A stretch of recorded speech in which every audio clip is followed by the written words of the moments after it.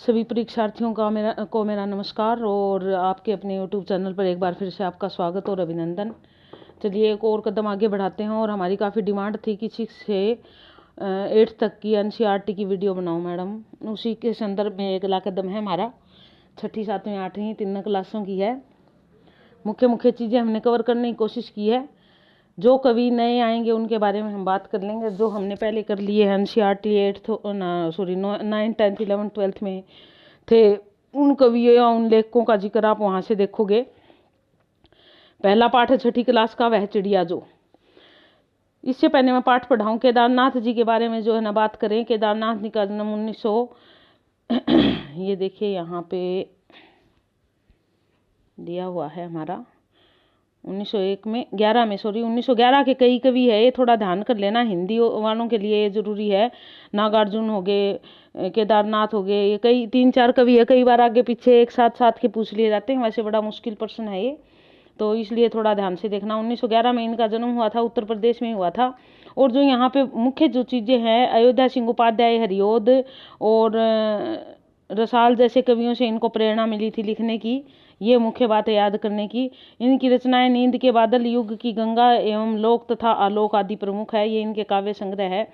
गीति छंद में सफलतापूर्वक जो है इन्होंने लेखनी चलाई है। प्रस्तुत जो कविता है वह चिड़िया जो। इस कविता में क्या बताया है हमारे लेखक ने, थोड़ा सा सार बता देती हूँ मैं आपको। इस कविता में क्या बताया है, एक चिड़िया का वर्णन है। एक चिड़िया किस प्रकार खुले आकाश में, खुले वातावरण में अपने आप को सुरक्षित महसूस करती है और वह खुले कंठ से गाती है। वो उस खुले वातावरण में रहकर और पेड़ पक्षियों के अंदर घूमकर प्राकृतिक चीज़ें खा पी कर वो अपने आप को हंसी खुशी और स्वस्थ महसूस करती है। यही इस कविता का पूरा सार है। अगर माने तो हम देख लेते हैं अब इसके ऑब्जेक्टिव टाइप प्रश्न जिस प्रकार भी हम उपलब्ध कर पाएँ आपकी सहायता के लिए। एक थोड़ा बहुत कदम है ये।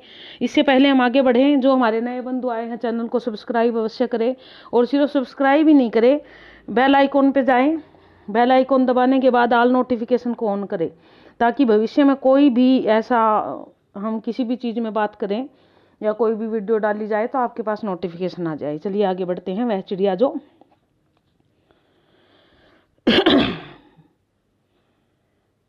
सार की बात हमने कर ली, प्रश्नोत्तर देख लेते हैं क्या।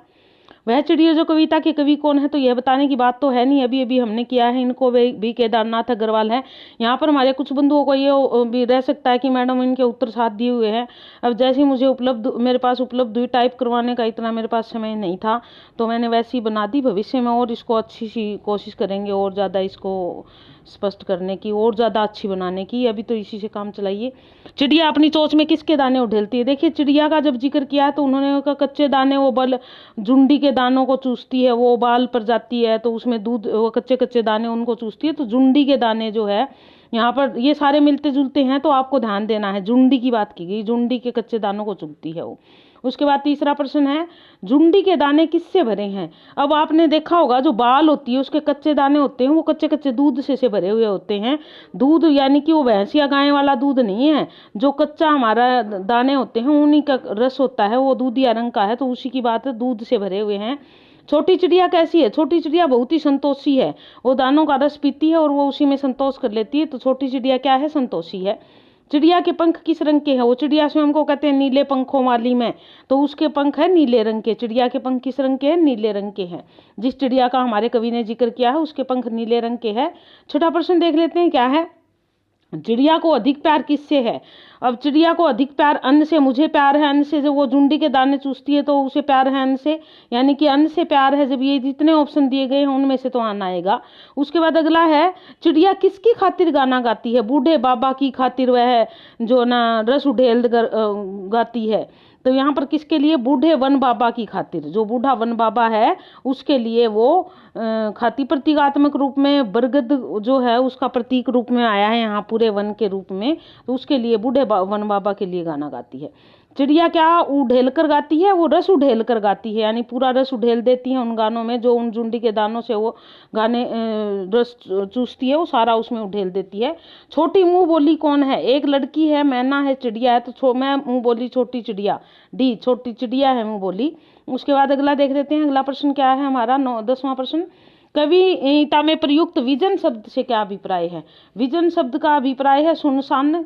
तो यहाँ पर जो ना आकाश, ये ऑप्शन गलत है, यहाँ पर आएगा सुनसान वन। विजन जो है, मुझे प्यार है विजन से, उसको पूरे सुनसान वन से प्यार है, तो इसका बी ऑप्शन आएगा।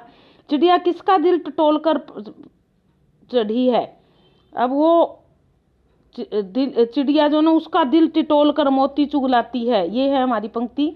तो वो नदी का दिल टिटोल कर, नदी के हृदय में से, उसके दिल में से टिटोल कर वो मोती चुन के लाती है। तो उत्तर जो है वो सी नदी आएगा। ठीक है, उसके बाद अगला देख लीजिए, 11वां प्रश्न क्या कहता है?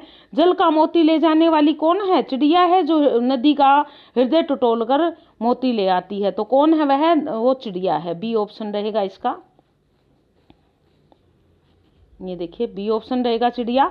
चिड़िया का स्वभाव कैसा है? चिड़िया मीठा है, मधुर है, हंसमुख है, गर्वीला है। अब जो चारों ऑप्शन, ये ऑप्शन बहुत डिपेंड करते हैं कि कैसे ऑप्शन दिए गए हैं। तो वो जो चिड़िया में का जो वर्णन है वो गर्वीली चिड़िया कुछ ऐसे कहा है उसको, तो उसका स्वभाव दिए गए इनमें ऑप्शन में के हिसाब से गर्वीली, यानी कि वह अपने आप में ही गौरवान्वित है, गर्वीली है, घमंडी कह सकते। गर्व और घमंड अलग अलग होते हैं, घमंडी तो नहीं। तो इस प्रकार वो गौरवान्वित गर्वीली है वो। नीले पंखों वाली मैं हूँ, पंक्ति को पूरा करे। तो यहाँ पर नीले पंखों आएगा, बी ये ऑप्शन रहेगा पंखों वाली। अपने आप को कहते हैं नीले पंखों वाली मैं हूँ, तो वो अपने पंखों का जिक्र करती है चिड़िया, स्वयं के बारे में ही जब बात करती है। तो नीले पंख उसके। चिड़िया को बहुत अधिक प्यार किससे है? वो मोती से, नदी से, पानी से, पंखों से। अब यहाँ जंगल आता, बूढ़े बाबा आते हैं, ऑप्शन पे डिपेंड करता है। दिए गए ऑप्शन में से अगर देखें तो उसको नदी से प्यार है, क्योंकि पानी से नहीं, नदी से प्यार है उसको। मोती से प्यार नहीं है, ना ही उसको पंखों से। पंखों का तो वो ब्यारा देती है नीले पंखों वाली में, लेकिन उससे मुझे प्यार है नदी से, यानी कि अन्न से है, नदी से है, बरगद बाबा से है। चिड़िया क्या खोलकर मधुर ध्वनि से गाती है? वो कंठ खोलकर मधुर ध्वनि से रस उड़ेल गाती है बूढ़े बाबा के लिए। तो कंठ खोलकर, पूरा कंठ खोलकर गाती है। चिड़िया की विशेषता नहीं है, मुंह बोली है, नीले पंखों वाली है, छोटी है, काली पीली नहीं है, वो बाकी सारी उसकी विशेषताएं हैं। डी विशेषता उसकी नहीं है। नहीं वाले प्रश्न बड़े ध्यान से करने होते हैं हमें। कई बार हम पहला प्रश्न पढ़ते हैं, पहला ऑप्शन पढ़ा और एक से लगा दिया झट से, क्योंकि ऑप्शन तो 3 से ही मिलते हैं। नहीं वाले पे अगर ध्यान ना दे तो अक्सर इस प्रकार के प्रश्न गलत होने की संभावना बनी रहती है। तो ध्यान से प्रश्नोत्तर करने हैं हमें। उसके बाद देखिए आगे बढ़ते हैं हम। चिड़िया क्या मारकर नदी के जल पर चढ़ी है? चिड़िया चोंच मारकर नदी के जल पर चढ़ी है। क्या मारकर नदी के वो जल पे चढ़ती है और फिर वो दल के गहराइयों में चली जाती है, यानी कि चोंच मारकर। चोंच मार के ही तो आएगी, और क्या एड्डी मार के? ना कंठ ना पाँव, तो चोंच आएगा यहाँ पे, बी ऑप्शन है। जल का मोती कौन लाती है? चिड़िया लाती है जल का मोती। गहरे पानी पैठ जल का मोती लाती चिड़िया, यानी कि चिड़िया है। इस कविता में मुझे शब्द किसके लिए प्रयुक्त किया है? मुझे प्यार है बूढ़े बाबा से, मुझे प्यार है विजन से, मुझे प्यार है। तो मुझे कौन कहती है? चिड़िया कहती है। तो चिड़िया के लिए किया गया है, सी ऑप्शन रहेगा इसका। उसके बाद देखिए अगला। तो इस प्रकार हमारे वह चिड़िया जो कि ये क्या प्रश्न थे हमारे जितने थे वो हुए। उम्मीद है कि आपको पसंद आए होंगे और आपके लिए कहीं ना कहीं लाभदायक भी रहेंगे। अगला दूसरा पाठ है बचपन, और ये एक संस्मरण है। जो हिंदी की अनेक विधाएं हैं उसमें से संस्मरण भी एक है। महादेवी वर्मा का नाम अग्रणी है संस्मरणों में। हमारे कई लेखकों ने बहुत अच्छे अच्छे संस्मरण लिखे हैं। ये कृष्णा सोबती जी है हमारी लेखिका। आपको पता हो कृष्णा सोबती जी के बारे में हमने +1 की मैंने NCERT करवाई है, उसमें बताया आपको। और ज्ञानपीठ पुरस्कार अभी तक हिंदी साहित्य के लिए अंतिम, यदि ज्ञानपीठ पुरस्कार की बात करें 2017 में कृष्णा सोबती को दिया गया था, और उसके बाद हिंदी साहित्य के लिए पुरस्कार अभी ज्ञानपीठ किसी को नहीं दिया गया है। ये जो है पहले किसी विशेष रचना के लिए दिया जाता था, और बाद में है वो एक संपूर्ण साहित्य के लिए दिया जाने लगा। तो 2017 में अंतिम ज्ञानपीठ हिंदी साहित्य के लिए कृष्णा सोबती को ही मिला था। ठीक है, बचपन यानी कि कृष्णा सोबती अपना बचपने के बारे में जैसे हम सारे याद करते हैं, इसी प्रकार कृष्णा सोबती जी भी अपने बचपन के बारे में याद करती है कि उनका बचपन किस प्रकार मिला, उनका पारिवारिक वातावरण कैसा था, कितने लोग थे, वो बचपन में क्या करते थे, उनको क्या क्या चीज़ें खानी पसंद थी, और वो अपने मोजे किस प्रकार उनको धोने पड़ते थे। घर में नौकर चाकर होने के बाद भी उनके जो आंतरिक वस्त्र और मोजे वगैरह होते थे वो उनको खुद ही धोने पड़ते थे। और उनको कौन कौन सी चीज़ें पसंद थी, उनकी क्या क्या ड्यूटियाँ थी, रविवार को उनको क्या करना होता था, और बचपन किस प्रकार का बीता, टॉफ़ी चॉकलेट जो भी जूस, किस किस चीज़ कौन कौन सी चीज़ें वो खाती पीती थी, सारी चीज़ें उन्होंने अपने बचपन की बताई है कृष्णा सोबती जी ने। बहुत ही अच्छा संस्मरण है ये। बचपन संस्मरण की लेखिका कौन है? यदि लेखिका की बात करें तो कृष्णा सोबती है, बिल्कुल बचपन कृष्णा सोबती ने लिखा है। आपको बता दूं कि हमारी जो ना दो लेखिकाओं ने, महादेवी वर्मा ने भी अपने बचपन का एक संस्मरण लिखा है, बचपन आत्मकथा की तरह सी कुछ लिखा हुआ है, 9th के सिलेबस में है, शायद 8th या 9th में है। इसी प्रकार कृष्णा सोबती ने 6ठी में है उनकी ये। पहले कहा जाएगा सी, कृष्णा सोबती। लेखिका ने पाठ में अपनी किस उम्र का वर्णन किया है? बचपन की उम्र का वर्णन किया है, जब लेखिका बहुत छोटी थी बचपन का वर्णन किया है। लेखिका कब पैदा हुई थी? अब यहाँ पर देखिए लेखिका की यदि पिछले साल, पिछले वर्ष, पिछले माह, पिछली शताब्दी, डी ऑप्शन रहेगा, पिछली शताब्दी में हुई थी। अभी कौन सी शताब्दी चल रही है? 21वीं, और लेखिका का जन्म हुआ था 20वीं शताब्दी में। उसके बाद अगला देख लीजिए, लेखिका बचपन में कैसे कपड़े पहनती थी? रंग बिरंगे फ्रिल वाले फ्रॉक पहनती थी वो, जिसका उन्होंने जिक्र किया। तो रंग बिरंगे कपड़े उनको बहुत पसंद थे। जैसे जैसे वो बड़ी होती गई तो हल्के रंग के कपड़े उनको पसंद आते गए। बचपन में कैसे पहनती थी? रंग बिरंगे पहनती थी। लेखिका विशेष रूप से किस कपड़े को याद करती है? फ्रॉक को याद करती, फ्रिल वाली फ्रॉक है उसका वो जिक्र करती है कि वो फ्रॉक मुझे आज भी बहुत अच्छे से याद है, जो फ्रिल वाली फ्रॉक थी। लेखिका को बचपन में खुद क्या धोने पड़ते थे? अपने मोजे धोने पड़ते थे। हर संडे को उनकी ड्यूटी लगाई जाती थी कि नौकर तुम्हारे मोजे किसी के भी नहीं धोएंगे, सारे जने अपने मोजे खुद धोएंगे। तो संडे को वो अपने मोजे धोते थे सारे बहन भाई। बचपन में पैरों में छाले क्यों पड़ जाते थे?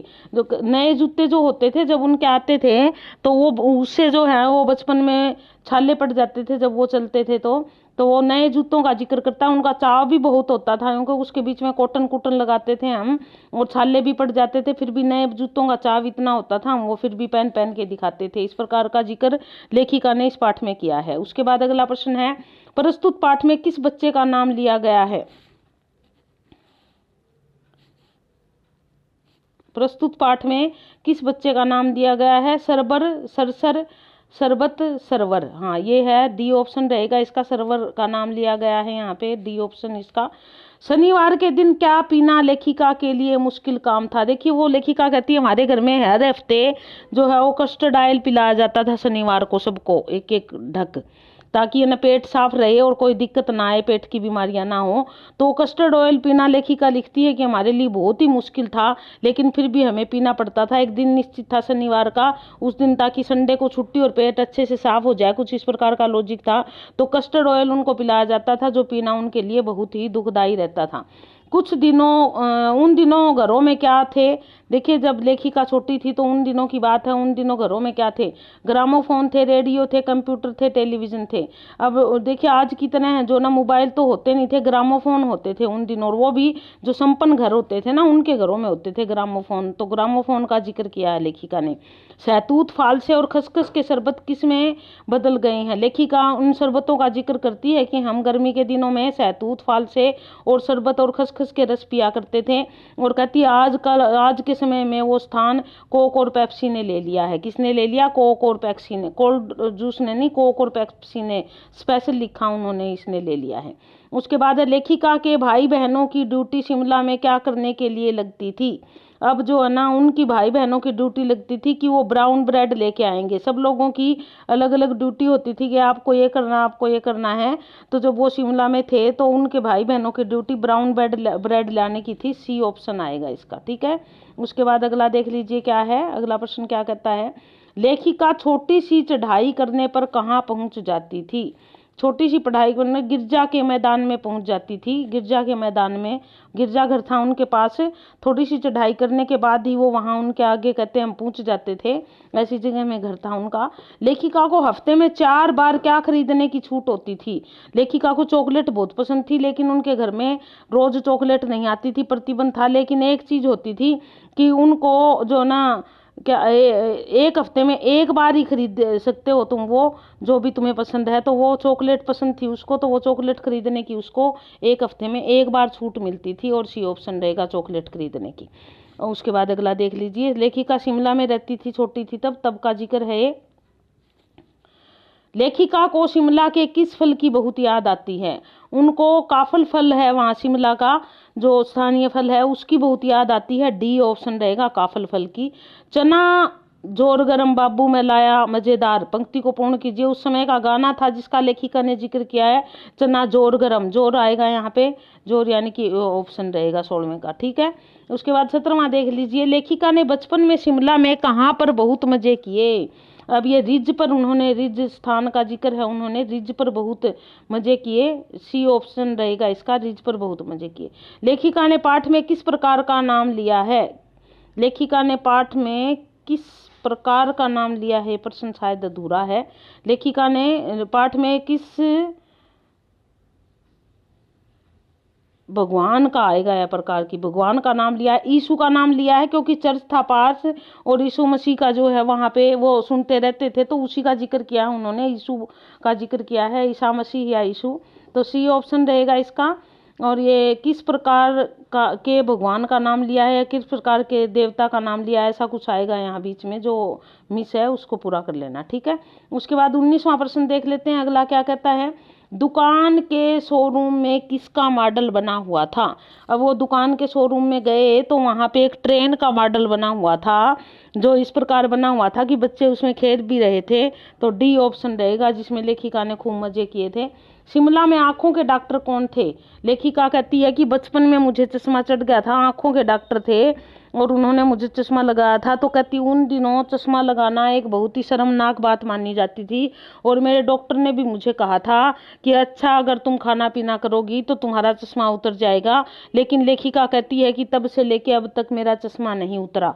और तब कहती है कि चश्मा लगाना, चश्मिश जो है, एक अच्छी बात नहीं मानी जाती थी, लोग मजाक उड़ाते थे। और लेखिका ने जब चश्मा लगवाया तो उनके भाई बहनों ने उनका बहुत बड़ा मजाक उड़ाया था और उनको बंदरिया तक कह दिया था।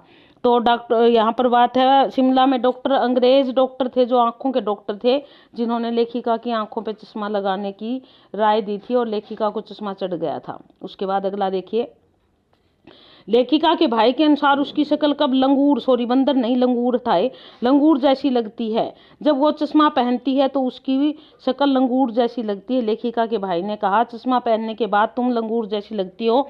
और लेखिका को बड़ा असर हुआ इस बात का, और फिर वो शीशे के आगे जाके अपना मुंह देखती है और अपने आप को कहती है क्या मैं सचमुच में लंगूर जैसी लग रही हूँ।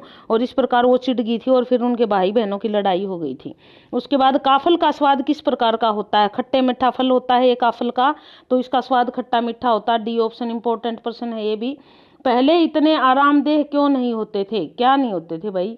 पैर, जुराब, जूते, जूतों की बात है ये। जूते क्योंकि वो कहती है ना छाले हो जाते थे, और इतने सॉफ्ट या आरामदेह जूते नहीं होते थे।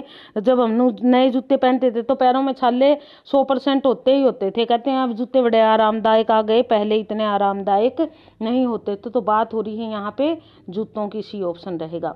सुभीते शब्द का उचित अर्थ क्या है? सुभीता मतलब सुविधाजनक, जो आसान हो जाता है उसको सुभीता बोलते हैं। तो सुविधाजनक आएगा, ये ऑप्शन हमारा सी रहेगा 24वें का। ठीक है, तो उसके बाद देखिए हम अगला देखते हैं पाठ तीसरा, नादान दोस्त, छठी क्लास का तीसरा पाठ। एक कहानी है। पहले वाला क्या था? बचपन था संस्मरण। और नादान दोस्त क्या है? मुंशी प्रेमचंद की कहानी है। मुंशी प्रेमचंद के बारे में मैंने आपको 9वीं 10वीं की जो कक्षा में और 11th 12th में खूब अच्छे से मुंशी प्रेमचंद जी को करवा रखा है। तो आप अगर ज़्यादा डिटेल इनके बारे में देखना चाहो तो वहाँ से देख लेना। अब इसके प्रश्नोत्तर देख लेते हैं। नादान दोस्त क्या होता है? कई बार देखिए दोस्ती ऐसे लोगों से हो जाती है जो कई बार नादानी कर जाते हैं, लेकिन यहाँ लोगों की बात नहीं है, यहाँ तो चिड़िया के अंडों की बात है और बच्चों की बात है। यहाँ पर दो बहन भाइयों की बात है, केशव और श्यामा। केशव भाई है और श्यामा बहन है। छोटी छोटी उम्र के हैं, गर्मियों के दिन है। उनके माता पिता उनको, उनकी माँ सुलाती है घर, लेकिन बच्चे जो है उनको बाहर कैनवस पे यानी कि छज्जे पे चिड़िया का घोंसला दिखता है। चिड़िया का घोंसला दिखता है तो उनकी जिज्ञासा जगती है, जिज्ञासा जगती है तो वो सोचते हैं हम भी देखें। जब उनकी मम्मी सो जाती है तो वो जो न स्टूल लगाते हैं उसके ऊपर पिड्डी लगाते हैं और वो कैनवस यानी कि छज्जे तक पहुंच जाते हैं। भाई अपनी बहन से चीथड़े चूथड़े मंगवाता है और जो 2-4 तिनके थे घोंसले के बने हुए उसके नीचे वो लगा देता है, भाई उनको मैं सॉफ्ट बनाऊं। लेकिन इस दौरान एक गलती कर देता है और वो अंडों के हाथ लगा देता है और बाद में जब देखता है, सो के उठता है दोपहर बाद, तो देखता है कि वो अंडे नीचे पड़े हुए हैं। और उसकी बहन भी देखने की जिद करती है लेकिन वो उसको कहता है बाद में देख लेना। जब अंडे नीचे गिरे मिलते हैं तो फिर वो सोचता है ऐसे क्यों हो गया, फिर मम्मी तक बात पहुंचती है। फिर उनको पता चलता है कि ये तो इनने हाथ लगा दिए थे तो अंडे गंदे हो गए और चिड़िया ने नीचे गिर दिए उनको। तो ये सारी चीज़ें जो है नीचे अंडे नीचे डालने के बाद उनको एहसास होता है कि भाई हमने यह गलत काम तो नहीं कर दिया। तो इस प्रकार का यानी कि वो करना तो चाहते थे उन अंडों से दोस्ती, लेकिन दोस्ती की बजाय उन पे भारी पड़ गया। उन अंडों के लिए जो है उनका जीवन ही खत्म हो गया। कुछ इस प्रकार की कहानी है नादान दोस्त। इसके लेखक का नाम तो हमें पता चल ही गया, अभी अभी हमने किया है, यानी कि मुंशी प्रेमचंद जी। और नादान दोस्त कहानी में नादान कौन है? नादान है केशव, यानी कि सबसे बड़ी बात तो ये उसने ये सारा काम किया था। नादान का नाम है क्या है? मैंने केशव और श्यामा 2 बहन भाइयों की बात की थी, तो केशव है। चिड़िया ने अंडे कहाँ दिए थे? अब इसकी भी मैंने बात दी थी, कार्निस पर जो है उन्होंने अंडे, कैनवास मैंने शायद बोला, सॉरी कार्निस था वो, कई बार बोलते बोलते जल्दी जल्दी के चक्कर में गलत शब्द का उच्चारण हो गया, ये थोड़ा ध्यान देना। कार्निस का मतलब होता है छज्जा जो आगे निकला हुआ होता है ना, जैसे हम निकाल देते हैं दरवाजों के आगे, तो कार्निस पर उन्होंने दिए। और उसके बाद केशव की बहन का क्या नाम था? अभी भी हमने जिक्र किया, उस केशव की बहन का नाम श्यामा है। केशव बड़ा है, श्यामा छोटी है।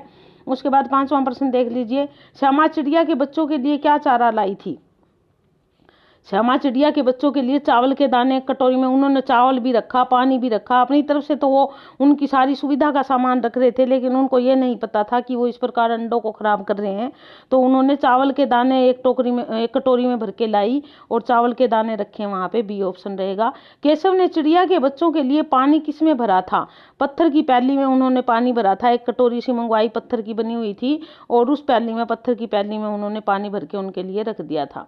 केशव ने घोंसलों पर छाया किससे की थी? अब वो घोंसले पर वैसे तो धूप थी, केशव को यूं लगा कि यहाँ तो धूप रहती होगी, इनको तो धूप लगेगी, चिड़िया बैठती है तो इस पे, तो जो कूड़ा इकट्ठा करने की बाल्टी थी उसको उसने टेढ़ा करके उस पे जो इस प्रकार लगा दिया जिससे वो छाया हो गई। तो कूड़े की बाल्टी से उन्होंने क्या की? छाया की वहां पे। दोनों बच्चों को किसने सुलाया था? किसने सुलाया था? ये भी बात हम पहले कर चुके हैं, अगर आपको ध्यान हो तो। उनकी मम्मी ने, यानी कि अम्मा, बाबूजी थे, ताई जी, चाची या अम्मा, अम्मा या माँ या माता जी, कुछ भी हो सकता था। अम्मा ने सुलाया था उनको। केशव किस पर चढ़कर घोंसले तक पहुंचा? स्टूल पर चढ़कर घोंसले पर पहुंचा, और स्टूल पर चढ़ने के बाद भी उसने बाथरूम में से एक पटड़ी मंगवाई, वो रखी, और तब उसका कहीं जाके हाथ गया। तो मुख्य तो स्टूल था, स्टूल पे चढ़ के गया। घोंसले में कितने अंडे थे? बहुत ही इंपॉर्टेंट प्रश्न है। घोंसले में कितने अंडे थे? 3 अंडे थे घोंसले में। उसके बाद गद्दी के लिए चीथड़े कौन लेकर आया था? उसने कहा कि ये तो थोड़े से तिनके हैं, इनको बड़े हार्ड लगते होंगे, चलो मैं इसको सॉफ्ट बना देता हूँ, केशव ने कहा। तो कहा कि अंदर से कोई चीथड़े ले आ, पट्टे पुराने कपड़े, चीथड़े से अभिप्राय ये होता है। तो वो श्यामा भाग के गई और वो लेके आई उसकी बहन अंदर से। श्यामा की आंखों में आंसू क्यों आ गए? क्योंकि जब देखिए केशव ने ऊपर चढ़कर अंडे देखे तो श्यामा भी देखना चाहती थी, लेकिन केशव ने इसलिए नहीं दिखाया कि वो स्टूल और उसके ऊपर वो लगी हुई पटड़ी पिड्डी उस पर चढ़ेगी तो कहीं वो गिर ना जाए, और अगर वो गिर गई तो मम्मी उसको पीटेगी। ये सोचते हुए उसने उस श्यामा को अंडे नहीं दिखाए, वहां चढ़ने नहीं दिया। और इसलिए श्यामा कहने लगी कि तूने खुद को तो देख लिए और मुझे नहीं दिखाए, तो अंडे नहीं दिखाने के कारण उसकी आंखों में आंसू आ गए थे। श्यामा ने माँ से अंडों के लिए चावल तथा पानी रखने का जिक्र क्यों नहीं किया? क्योंकि उसको ये था कि अगर मैं माँ के आगे इनका जिक्र करूंगी तो वो केशव जो है उसको पिटेगा और माँ भी डांट मारेगी। तो दोनों ही चीज थी उसके मन में कहीं ना कहीं, लेकिन सबसे ज्यादा जो भय था वो केशव के पिटने का भय था। उसको ये था कि माँ जो है वो केशव को क्या करेगी? पिटेगी, पिटने का भय था, भाई केशव को पिटेगी और मुझे भी डांटेगी। तो इसलिए सी जो है वो केशव के पिटने के भय से केशव उसे पीटता और माँ केशव को पीटती।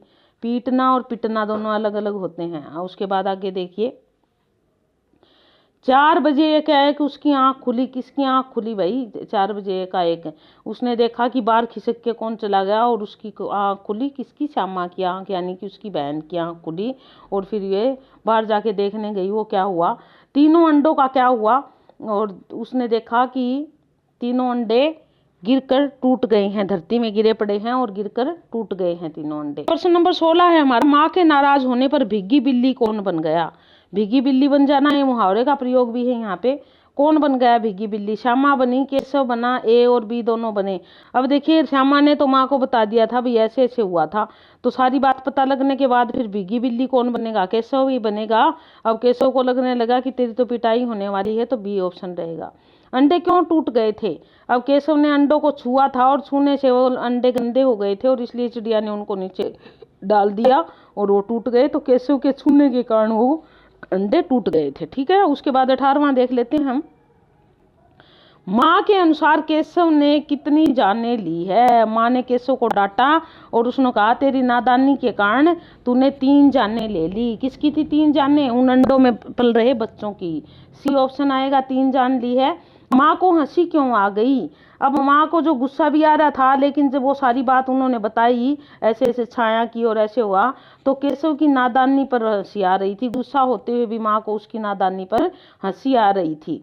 अपनी गलती पर किसको अफसोस हो रहा था? केशव को ही होगा, क्योंकि अंडे भी टूट गए थे और माँ भी उसका जो न मजाक भी उड़ा रही थी, डांट भी रही थी, दोनों ही चीज थी। तो केशव जो है वो बहुत दुखी हो रहा था कि मैंने ऐसा काम क्यों किया, मैं नहीं करता तो चिड़िया के अंडे बच जाते। तो इस प्रकार ये हमारा तीसरा पाठ था, नादान दोस्त। और अब देखते हैं पाठ नंबर 4, और 4 पाठ क्या है? चांद से थोड़ी गप्पे। ये कविता है शमशेर बहादुर सिंह की कविता, और शमशेर बहादुर सिंह को भी हमने पहले कर लिया है। 10-11 साल की एक लड़की है जो चांद को देख के, चांद कभी घटता है, कभी बढ़ता है, कभी छोटा हो जाता है, कभी बड़ा हो जाता है, तो इस प्रकार वो चांद से गप्पे लड़ाती हुई। ये भी देखिए मैंने अभी आपको बात की थी, केदारनाथ पीछे अग्रवाल की हो रही थी, तो 1911 के नागार्जुन है, शमशेर बहादुर है, कई कवि है। ये 13 जनवरी 1911 को देहरादून में इनका जन्म हुआ था। ये भी 1911 के कवि हैं हमारे, ये 1911। और इसके अलावा जो है नया पंथ और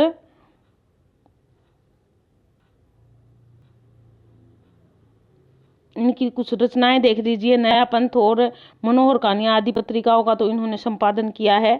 माया पत्रिका में सहायक संपादक रहे ये। और इनकी रचनाओं में कुछ कविताएं, कुछ और कविताएं, मैं चुका भी हूँ और नहीं, मैं चुका भी नहीं, और इतने पास अपने, तथा उदिता एवं बात बोलेगी, बाट नहीं है बात है, बात बोलेगी आदि प्रमुख है। तो इस प्रकार इनकी प्रमुख रचनाएं हैं ये, जिनका जिक्र यहाँ पर है। उसके बाद आगे देख लेते हैं पाठ हमारा क्या है। एक 10-11 साल की लड़की चांद से किस प्रकार गप्पे मारती हैं, ये साथ साथ मैं एक्सप्लेन करूंगी, साथ साथ आपको बता भी दूंगी, उसका सार संग्रह है। एक लड़की है, वो मैंने पहले भी जिक्र कर दिया, चांद छोटा बड़ा होता देखती है और उससे बातें करती है। 10 कितने साल की लड़की? 10-11 साल की, क्योंकि छठी का बच्चा भी 10-11 साल का होता है, उसी को ध्यान में रख के कविता है, तभी छठी के सिलेबस में है। चांद से थोड़ी सी गप्पे कविता के कवि का नाम तो शमशेर बहादुर है, हमें ज्यादा कुछ करने की जरूरत नहीं है। चंद्रमा कैसा नजर आता है? यहाँ पर वो जो कविता लिखी गई है उसके अनुसार चंद्रमा तिरछा नजर आता है, बिल्कुल सीधा नहीं है वो। लड़की कहती है तुम थोड़े टेढ़े हो, यानी कि तिरछे हो। गोरा चिट्टा गोल मटोल कौन है? गोरा चिट्टा और गोल मटोल की ये दोनों ही उपमा जो है किसको? चंद्रमा को दी है। लड़की ने चंद्रमा से बातें करते हुए, रात्रि को चंद्रमा से बैठी हुई बातें कर रही हैं।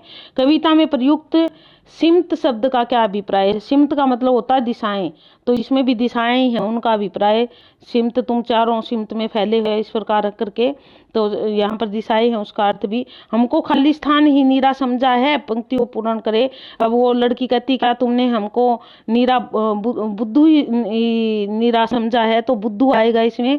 चांद से बातें करती करती वो ऐसा एक जगह बोलती है। आपकी बीमारी है, वो चांद को कहती है आपको बीमारी है, आप कभी बड़े हो जाते हो, कभी छोटे होते हो, घटने और बढ़ने की बीमारी है। तो इस प्रकार वो आपको बीमारी, इस पद्यांश के अनुसार बीमारी किसे है? चांद को बीमारी है।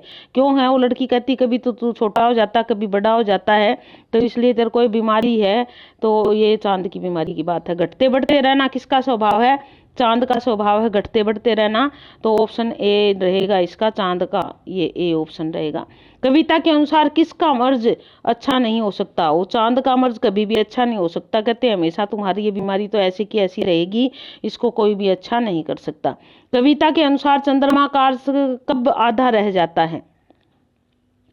ये तो हमें पता भी है कब आधा रह जाता है, और कविता में भी उसी का जिक्र किया गया है, कब आधा रह जाता है। पूर्णिमा के दिन, अष्टमी के दिन, अमावस्या के दिन, पंचमी के दिन। पूर्णिमा के दिन तो चांद पूरा होता है, अमावस्या के दिन चांद होता ही नहीं है, पंचमी के दिन तो चांद ना आधा होता, छोटा 1/4 के करीब होता है। तो अष्टमी के दिन जो है वो चांद आधा रह जाता। सी ऑप्शन रहेगा इसका।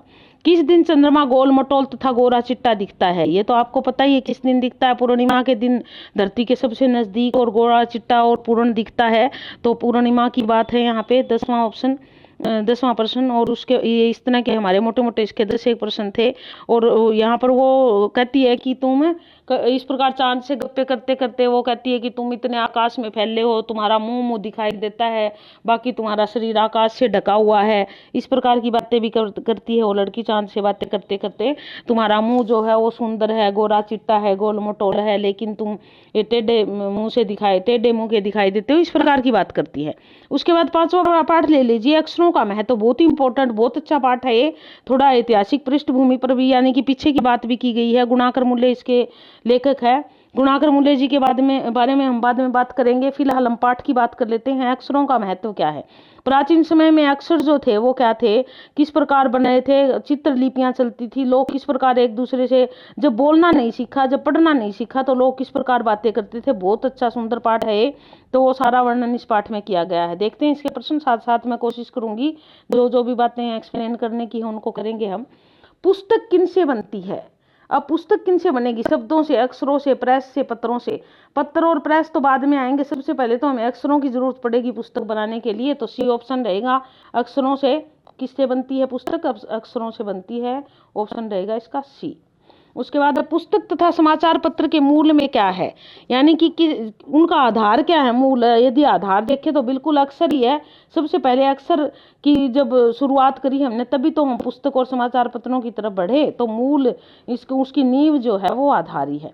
आधार जो है वो अक्षर ही है। कुछ लोगों के अनुसार अक्षरों का ज्ञान हमें किससे मिलता है?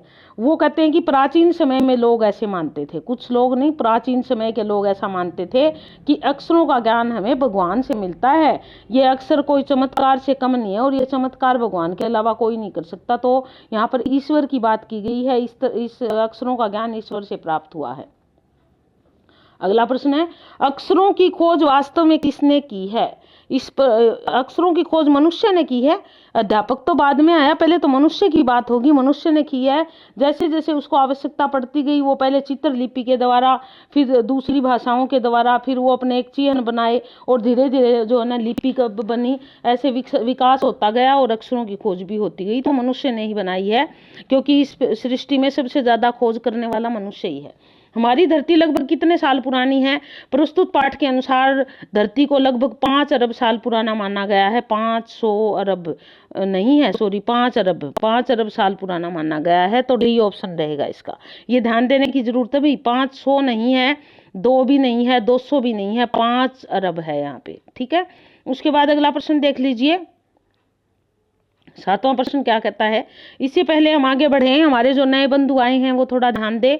अगर आपने एनसीईआरटी की और 9वीं से 12वीं तक की भी वीडियो देखनी, वो भी हमने डाली हुई है चैनल पे, आप वहां जाके देख सकते हैं। और बाकी जो हमारे व्याकरण के भी मुख्य मुख्य टॉपिक है, आपको सारी वीडियो मिलेगी। और काव्य शास्त्र की अभी हाल ही में जो ना 5-6 जो जितने हमारे प्रश्न थे, 4-5 वीडियो के माध्यम से हमने अभी डाले हैं। जो टीजीटी में भी एक आधा प्रश्न आ जाता है। देखिए, सिलेबस तो सेम ही रहता है, कोई ऐसी लंबी चौड़ी बात नहीं है। हाँ, इतनी चीज है कि टीजीटी में थोड़ी ग्रामर पोर्शन ज्यादा टच किया जाता है, और पीजीटी के जो 60% है उनमें से तो काफी हद तक लिटरेचर के ही आते हैं। तो इस चीज को थोड़ा ध्यान दीजिए। 6ठी से 8वीं वाले जो सिलेबस है एनसीईआरटी का, ये टीजीटी के लिए काफी लाभदायक सिद्ध होगा। तो हम पाठ की बात कर रहे थे, प्रश्नोत्तर की। नए बंधु आए हों, चैनल को सब्सक्राइब करें, और सब्सक्राइब करने के बाद आपसे एक निवेदन है कि बेल आइकॉन जरूर दबाएं बटन, और फिर ऑल नोटिफिकेशन ऑन अवश्य कर ले। ये आपके लिए बहुत ही जरूरी भी है और महत्वपूर्ण भी है, क्योंकि हमारे कुछ मित्र, कुछ बंधु, हमारे कुछ देखने वाले कहते हैं, सुनने वाले, कि आपकी नोटिफिकेशन नहीं मिलती। तो उसका मेन कारण यही है। एक नया चैनल भी शुरू किया है मैंने पहले भी जिक्र किया था। उस चैनल के माध्यम से भी हम बातें करेंगे आपस थोड़े, मैं अपने उसके बारे में, क्योंकि इस पे हम ज़्यादा बात कर नहीं सकते। ये एक एजुकेशनल चैनल है हमारा। तो थोड़ा एजुकेशन भी रहेगी उसमें और अपनी पर्सनल कुछ चीज़ें भी रहेगी, लाइफ के बारे में एक बहुत ही रोमांचक चीज़ें ऐसी होगी आपकी, तो आप उसको भी देखते रहिए, वहाँ भी अपना प्यार सहयोग दीजिए, उम्मीद मैं करूँगी आपसे। जानवरों और वनस्पतियों का राज्य धरती पर कितने साल तक रहा? करोड़ों साल की बात है। जानवर सबसे पहले ये बात की है कि पहले वनस्पतियां आई, फिर जानवर आए, और करोड़ों साल तक मनुष्य तो आए ही नहीं थे, यही आए थे। हमारे लेखक ने कुछ इस प्रकार का जिक्र किया है, तो इस पाठ के अनुसार करोड़ों साल तक माना गया है। मनुष्य ने इस धरती पर कितने साल पहले जन्म लिया? कोई लगभग 5 लाख साल पुरानी बात है जब मनुष्य इस धरती पर आया था। लगभग 5 लाख साल पहले मनुष्य इस धरती पर आया था। पहले मनुष्य किसके औजारों का इस्तेमाल करता था? अब यदि हमने इतिहास पढ़ा है तो उसमें हमने देखा है कि पहले जो है वो पत्थरों के औजार होते थे, फिर तो एक जो नपाषाण युग के बाद फिर एक तांबर युग आया था, और धीरे धीरे सभ्यता जो है वो धीरे धीरे ठीक इम्प्रूव होती चली गई, यानी कि सुधरती चली गई, और मनुष्य जो है ना कहाँ तक पहुँच गया। तो पहले पत्थरों के औजारों का इस्तेमाल करता था। कौन से मानव ने चित्रों के जरिए अपने भाव व्यक्त किए थे? प्रागैतिहासिक मानव। प्रागैतिहासिक कौन सा होता है? जो इतिहास से पहले की बात होती है, जिनका इतिहास उपलब्ध होता है वो तो ऐतिहासिक हो जाते हैं। जो इतिहास से पहले की बात होती है उनको हम प्रागैतिहासिक बोलते हैं। तो प्रागैतिहासिक मानव ऐसे थे जिन्होंने छोटी छोटी गुफाएं भी बनानी शुरू कर दी, और उन गुफाओं में वो ना चित्रों के माध्यम से, या वो शिकारियों के चित्र होते थे, वो बड़े बड़े जानवरों के चित्र बनाते थे, कुछ हथियारों के जैसे भी बनाते थे, एक दूसरे को उन चित्रों के माध्यम से ये अपनी बात समझाते थे। 10वें का प्रागैतिहासिक मानव। उसके बाद अगले 11वें प्रश्न की तरफ बढ़ते हैं। अक्षरों की खोज के सिलसिले को शुरू हुए लगभग कितने साल हुए हैं? अब लेखक कहता है कि अक्षरों की खोज का सिलसिला लगभग 6000 साल पुराना है। उन्होंने माना है 6000 साल हुए हैं इसको शुरू हुए। अक्षरों की खोज के साथ किसकी शुरुआत हुई? बिल्कुल एक नए युग की, एक नई संस्कृति की शुरुआत हुई, नए युग की शुरुआत हुई अक्षरों के खोज के साथ ही। क्योंकि मनुष्य ने अक्षरों को खोजा तो अपने भाव दूसरों तक बड़ी आसानी से व्यक्त करने लगा, और दूसरों के समझने लगा, वो उनके माध्यम से ये अपनी बात समझाने लगा। तो इस प्रकार एक नए युग की शुरुआत हुई। अगला देखिए, अक्षरों की खोज करने के बाद मानव को क्या कहा जाने लगा? मानव को सभ्य कहा जाने लगा। बिल्कुल पढ़ा लिखा ज्ञानी, ये तो बाद की बात है। सबसे पहले तो अक्षरों की खोज के बाद क्या बना? मनुष्य सभ्य प्राणी बना, सभ्य इंसान बना। तो सी आ जाएगा उसमें, सभ्यता आई, शिष्टाचार आने लगा उसमें। 14%। जब से आदमी के लिखे हुए लेख मिलने लग जाते हैं तब से क्या शुरू होता है? जब हमें लिखे हुए प्रमाण मिलने शुरू हो जाते हैं तब से हमारा शुरू हो जाता है इतिहास, क्योंकि हम उन लिखे प्रमाणों के आधार पर ही पिछली बातों का वर्णन करते हैं, पिछली बातों का जिक्र करते हैं। 15वां प्रश्न है, प्रागैतिहासिक शब्द का सही अर्थ क्या है? अभी भी मैंने पहले बताया आपको क्या है प्रागैतिहासिक का सही शब्द क्या है। जो लिखित जो होता है, जहाँ से प्रमाण मिलते हैं, उसको तो हम इतिहास कहते हैं। जो उससे भी पहले की बात है उसको हम प्रागैतिहासिक कहते हैं, यानी इतिहास के पहले का समय। ठीक है, बी ऑप्शन रहेगा। उसके बाद अक्षरों की खोज के न होने पर हम क्या नहीं जान पाते? अक्षरों की खोज यदि नहीं होती तो हम प्रमाण सहित इतिहास को नहीं जान पाते, क्योंकि ताड़ पत्रों के माध्यम से या पत्थरों पे लिपियों के लिखित लिपियों के माध्यम से जो भी चीज़ें हमें पता चलती है वो लिखित में है, तभी तो हम जान पाते हैं। तो अगर ऐसा नहीं होता तो हम इतिहास के सिर्फ कयास लगाते, उनको जान नहीं पाते, जैसे कि हम प्रागैतिहासिक काल के लगाते हैं। उसके बाद अगला है, अक्षरों का महत्व पाठ के आधार पर मनुष्य की सबसे बड़ी खोज क्या है? इस पाठ के आधार पर अक्षरों का ज्ञान ही मनुष्य की सबसे बड़ी खोज है। अक्षरों की खोज, यानी कि ए ऑप्शन रहेगा इसका।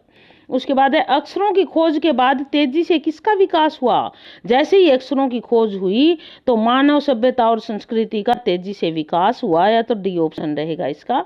अक्षरों से क्या बनी है? अक्षरों से क्या बनी है? लिपियां। जो हमारी लिपि है वो अक्षरों से ही बनी है। किसी भी भाषा की लिपि ही उसके अक्षरों का ज्ञान करवाती है, तो अक्षरों से ही लिपियां बनी है। ऑप्शन रहेगा सी इसका। ठीक है, उसके बाद देखिए, हिंदी भाषा की लिपि जैसे हम कहते हैं देवनागरी है, इसी प्रकार हम कहते हैं पंजाबी भाषा की लिपि गुरुमुखी है, और जो है ना संस्कृत की लिपि देवनागरी है, नेपाली की, कोंकणी की, इनकी भी देवनागरी है। इस प्रकार अलग अलग भाषाओं की अलग अलग लिपियां होती है। तो यानी कि लिखित वर्णों के समूह को लिपियां कहते हैं। तो अक्षरों से ही लिपियां बनती है। लिपियां शब्द का क्या अर्थ है? लिपि मतलब ध्वनि, जो हम बोलते हैं वो ध्वनि उस वर्ण के माध्यम से निकलती है, उन ध्वनियों को ही हम लिपियां कहते हैं। तो डी ऑप्शन रहेगा। ठीक है, उसके बाद देखिए अगला क्या है। तो ये था हमारा 5वां पाठ। अब देखिए 6ठे पाठ की तरफ पढ़ते हैं। पार नजर के कहानी है ये, और जयंत विष्णु नार्लिकर की ये कहानी है। 6ठा पाठ हमारा 6ठी क्लास का। अब देख लेते हैं इसके भी कौन सी नजर के पार जाते हैं हम। अब नजर के पार जाने से पहले मैं आपको थोड़ा सा पाठ का सार संक्षेपण कर देती हूँ। यह एक ऐसा पाठ है, एक यूं लगा लीजिए कि एक काल्पनिक सी कहानी है कि चांद के ऊपर लोग रहते थे और किस प्रकार रहते थे वो लोग। धरती के नीचे जो है अपनी कॉलोनी बसाई हुई थी। बड़ा उन्होंने जो है वो, उनका विज्ञान काफ़ी तरक्की पे था। उन्होंने या हवाई जहाज की और दूसरे देश के यानों का किस प्रकार उनसे बचना है, कुछ इस प्रकार का जिक्र है। उसी समय एक छोटा बच्चा है जिसके पिता वहाँ कार्यरत है, वो वहाँ घुस जाता है और वो एक बटन दबा देता है और फिर कुछ इस प्रकार का होता है। कुछ इस तरह का पाठ है। पार नजर के कहानी के लेखक का नाम जयंत विष्णु नार्लिकर। ये तो अभी अभी हमने पढ़ा है, ए ऑप्शन रहेगा इनका, ए। उसके बाद अगला देख लीजिए। यह रास्ता कैसा था? जिस रास्ते से गए थे वहाँ लैब तक, तो वो रास्ता सुरंग नुमा था, यानी कि एक सुरंग की तरह था। सी ऑप्शन रहेगा।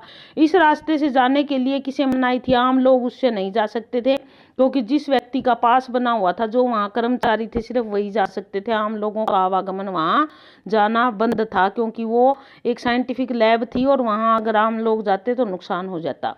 छोटू अपने पापा का क्या लेकर सुरंग में के पास पहुंच गया? उसके पापा के पास एक सिक्योरिटी पास था, क्योंकि वो वहाँ कर्मचारी थे तो सिक्योरिटी पास था। उसने अपने पापा का सिक्योरिटी पास उठाया और वहाँ चला गया। छोटू की रोजाना किससे वार्तालाप होती थी? उसकी माँ से बात होती थी। वो अपनी माँ से उसमें बार बार की अलग अलग तरह की जानकारी लेता रहता था उसके पापा के कार्यालय के बारे में, लैब के बारे में। छोटू के पापा किन लोगों में से एक थे? वो चुनिंदा लोगों में से एक थे, क्योंकि वहाँ चुनिंदा लोग ही काम करते थे उसमें लैब में, तो उनमें से एक थे उसके पापा। पूरी कॉलोनी कहाँ रहती थी? पूरी कॉलोनी चांद के ऊपर कॉलोनी है भाई, ये जिसका जिक्र है। पूरी कॉलोनी जो है वो जमीन के नीचे रहती थी, जमीन के नीचे बनी हुई थी उनकी कॉलोनी। उसके बाद अगला प्रश्न देख लीजिए क्या कहता है। दरवाजे में क्या बना हुआ था? दरवाजे में एक खांचा बना हुआ था, यानी कि एक छेद सा बना हुआ था जिसमें से वो बाहर का देखते थे भी कौन है। तो खांचा बना हुआ था एक, बाहर का नहीं देखते थे, सॉरी, उसमें वो कार्ड लगा के और फिर अंदर जाना पड़ता था। छोटू को किन यंत्रों की जानकारी नहीं थी? छोटू को जो वहाँ निरीक्षक यंत्र थे उनके बारे में कोई जानकारी नहीं थी। तो इसका ऑप्शन रहेगा हमारा निरीक्षक, सी। उसके बाद है सुरंग के अंदर छोटू की तस्वीर किसने खींची? सुरंग के अंदर जैसे ही वो घुसा तो निरीक्षक यंत्र था, वहां आने वाले की सबकी फोटो खींच लेता था, कौन आ रहा है कौन जा रहा है। तो निरीक्षक यंत्र ने, जो देखभाल करने का यंत्र लगाया हुआ था, उसने छोटू की तस्वीर खींच ली थी, जिससे पता चला था भी छोटू अंदर चला गया है। उसके बाद अगला प्रश्न है हमारा, सुरंग में जाने पर भी छोटू किस कारण बच गया? अपने पापा के कारण बच गया, क्योंकि उसके पापा वहाँ अच्छे ओहदे पर थे, अन्यथा वहाँ जो भी व्यक्ति चला जाता उसको दंडित किया जाता, और वह अपने पापा के कारण ही बच गया था। छोटू के पापा क्या कहकर सुरंग में जाते थे? वो स्पेस सूट पहनकर सुरंग में जाते थे, क्योंकि ऐसे वहाँ जाने की मनाही थी। वहाँ बहुत सारी चीज़ें ऐसी थी जो उनके लिए नुकसानदायक थी, तो स्पेस सूट पहनकर ही जाते थे उसके पापा सुरंग में। इस पाठ में किस ग्रह की चर्चा की गई है? मंगल ग्रह की चर्चा की गई है। मंगल ग्रह पे एक कॉलोनी बसी हुई है, वहाँ लोग बड़े ही उच्च श्रेणी के वैज्ञानिक है। कुछ इस प्रकार इस पाठ में दिखाया गया है। हमारे पुरखे कहाँ रहते थे? हमारे पुरखे जमीन के अंदर रहते थे। प्रस्तुत पाठ के अनुसार वो ऐसा मानना है। मंगल ग्रह पे वो कहानियां सुनाते हैं ना अपने बच्चे को, तो कहते हैं हमारे पुरखे जमीन के अंदर ही रहते, जमीन के ऊपर रहते थे। अंदर तो हमने अब कॉलोनी बढ़ाई है, क्योंकि अब जो है बाह्य आक्रमणों का ज्यादा खतरा, बाहर के लोग आ रहे, इसलिए हमें जमीन के अंदर कॉलोनी बनानी पड़ रही है। उनके पुरखे जो है वो जमीन के ऊपर रहते थे, ऐसा माना गया है। रोशनी तथा उष्णता हमें किससे मिलती है? सूर्य से ही मिलती है। दोनों चीजें, रोशनी और उष्णता। तो ये ऑप्शन रहेगा। मंगल ग्रह का प्राकृतिक संतुलन कैसे बिगड़ गया। अब वो कहते हैं उसके बाद इसका प्राकृतिक संतुलन बिगड़ गया और जो हमें जमीन के नीचे रहना पड़ता, ऊपर का वातावरण ऐसा नहीं है कि हम इसमें रहे, क्योंकि सूर्य में परिवर्तन हुआ था और इस कारण उसका प्राकृतिक संतुलन बिगड़ गया सूर्य के परिवर्तन के कारण। मंगल ग्रह पर रहने वाले जीव जमीन के नीचे किन के सहारे जी रहे थे। अब मंगल ग्रह पर रहने वाले लोग जमीन के अंदर कॉलोनी बनाकर रहते थे और वो किसके सहारे जी रहे थे, वो विभिन्न यंत्रों के सहारे जी रहे थे। वो यंत्र ही थे जो उनको जिलाए हुए थे। छोटू के पापा के काम पर जाने पर किसका वातावरण बदला हुआ था। जब उसके पापा काम पर पहुंचे तो देखे छोटू तो पहले ही घुसा हुआ था और कंट्रोल रूम का वातावरण पूरा बदला हुआ था सारे जो है वो, क्योंकि छोटू ने एक बटन दबा दिया था और उसके कारण उसका वातावरण परिवर्तित हो गया था। उसके बाद अगला देखिए, कंप्यूटर के अनुसार हमारी धरती पर कौन बढ़ता चला जा रहा है। अब कंप्यूटर के अनुसार अंतरिक्ष यान धरती की ओर बढ़ता हुआ चला जा रहा था, जिसका वो जिक्र कर रहे थे। वो देख रहे थे अपने कंप्यूटर पर क्या क्या हो रहा है यहाँ पर, तो अंतरिक्ष यान बढ़ रहा था। अंतरिक्ष यान से क्या बाहर निकला, यांत्रिक हाथ बाहर निकला था। बहुत ही इंपॉर्टेंट प्रश्न है, यांत्रिक हाथ बाहर निकला था अंतरिक्ष यान से। उसके बाद 21वां प्रश्न देख लीजिए क्या है, कॉलोनी में किसकी सभा बुलाई गई थी। कॉलोनी में सभा प्रबंध समिति की बुलाई गई, क्योंकि उनको यूं था कि अभी हमला होने वाला हमारे पे, तो अभी हम विचार विमर्श करें कि इससे कैसे बचा जाए। तो प्रबंध समिति की सभा बुलाई गई थी, प्रबंध समिति, ये ऑप्शन रहेगा। 22वां देखिए, मंगल ग्रह की तरफ कितने अंतरिक्ष यान बढ़ते चले आ रहे थे। 2 अंतरिक्ष यान थे जो मंगल ग्रह की तरफ बढ़ते आ रहे थे। उसके बाद अगला प्रश्न है, अंतरिक्ष यान के उतरने पर छोटू का ध्यान कहाँ गया। अंतरिक्ष यान के उतरने पर छोटू का ध्यान जो है ना कंसोल पैनल पर था, जिससे बहुत सारे बटन लगे हुए थे उस पैनल पे, उसका ध्यान वही था और उसमें एक लाल बटन था और उसका मन कर रहा था कि मैं वो बटन दबा दूं। मंगल ग्रह की धरती पर उतरे अंतरिक्ष यान का क्या नाम था। उस अंतरिक्ष यान का नाम जो है ना वाइकिंग था। मंगल ग्रह पर जो अंतरिक्ष यान उतरा था उसका नाम था वाइकिंग, अमेरिका ने भेजा था वो अंतरिक्ष यान। तो इस प्रकार ये हमारे प्रश्न थे छठे पाठ के। उसके बाद 7वां पाठ है, साथी हाथ बढ़ाना गीत। ये साहिल लुधियानवी का गीत है, वही गीत है जो साथी हाथ बढ़ाना, एक अकेला थक जाएगा मिलकर बोझ उठाना, वही वाला गीत है ये भी। साहिल लुधियानवी बहुत सारे गीत लिखे हैं इन्होंने फिल्मों के लिए। माता पिता की इकलौती संतान थे, लुधियाना से संबंध रखते थे, पंजाब से। 1922 में इनका जन्म हुआ था और 1980 में इनकी मृत्यु हो गई थी। और उसके बाद देखिए आगे इनके प्रश्नोत्तर देख लेते हैं। साथी हाथ बना गीत के गीतकार कौन है तो बताने की आवश्यकता नहीं है, साहिल लुधियानवी जी है। इस गीत में किसको संबोधित किया गया है, देशवासियों को किया गया है। सबको इकट्ठे रहने की बात की गई है, अगर हम इकट्ठे रहेंगे एकता में बल है, वो वाली बात है इसमें भी। अकेला मनुष्य क्या हो जाएगा, थक जाएगा, और मिलकर करेंगे तो बोझ उठा पाएंगे। हमें मिलकर क्या उठाना होगा, बोझा उठाना होगा, तभी हम इस जो ना आज़ादी की लड़ाई को प्राप्त कर पाएंगे। कुछ इस प्रकार का था कि भाई हमें इकट्ठे रहना है। मिलकर कदम किसने बढ़ाया है, मेहनत करने वालों ने मिलकर कदम बढ़ाया है। इस गाने में दिया हुआ है ये भी, मेहनत करने वालों ने मिलकर कदम बढ़ाया है। मेहनत करने वालों के सामने शीश किसने झुकाया है, पर्वत ने, सागर का सीना चीरा है, पर्वत ने शीश झुकाया है। तो किसने शीश झुकाया, पर्वत ने झुकाया है। ठीक है, अपने सीने कैसे हैं, फौलादी सीने हैं, फौलाद जैसे हैं अपने सीने, तो किस जैसे हैं, फौलाद जैसे, सी ऑप्शन आएगा। चाहने पर हम किन से राहें पैदा कर लेते हैं, चट्टानों में राहें पैदा कर लेते हैं। यदि हम चाहें तो चट्टानों को भी तोड़कर वहां अपनी राहें बना लेते हैं, यानी कि कठिनाइयों में भी अपनी राह को ढूंढ लेते हैं। उसके बाद हमें किससे डरना नहीं चाहिए, हमें मेहनत करने से कभी भी नहीं डरना चाहिए। कल हमने किसकी खातिर मेहनत की थी, कल हमने गैरों की खातिर मेहनत की थी, आज हमें किसके लिए करनी है, अपनों के लिए करनी है।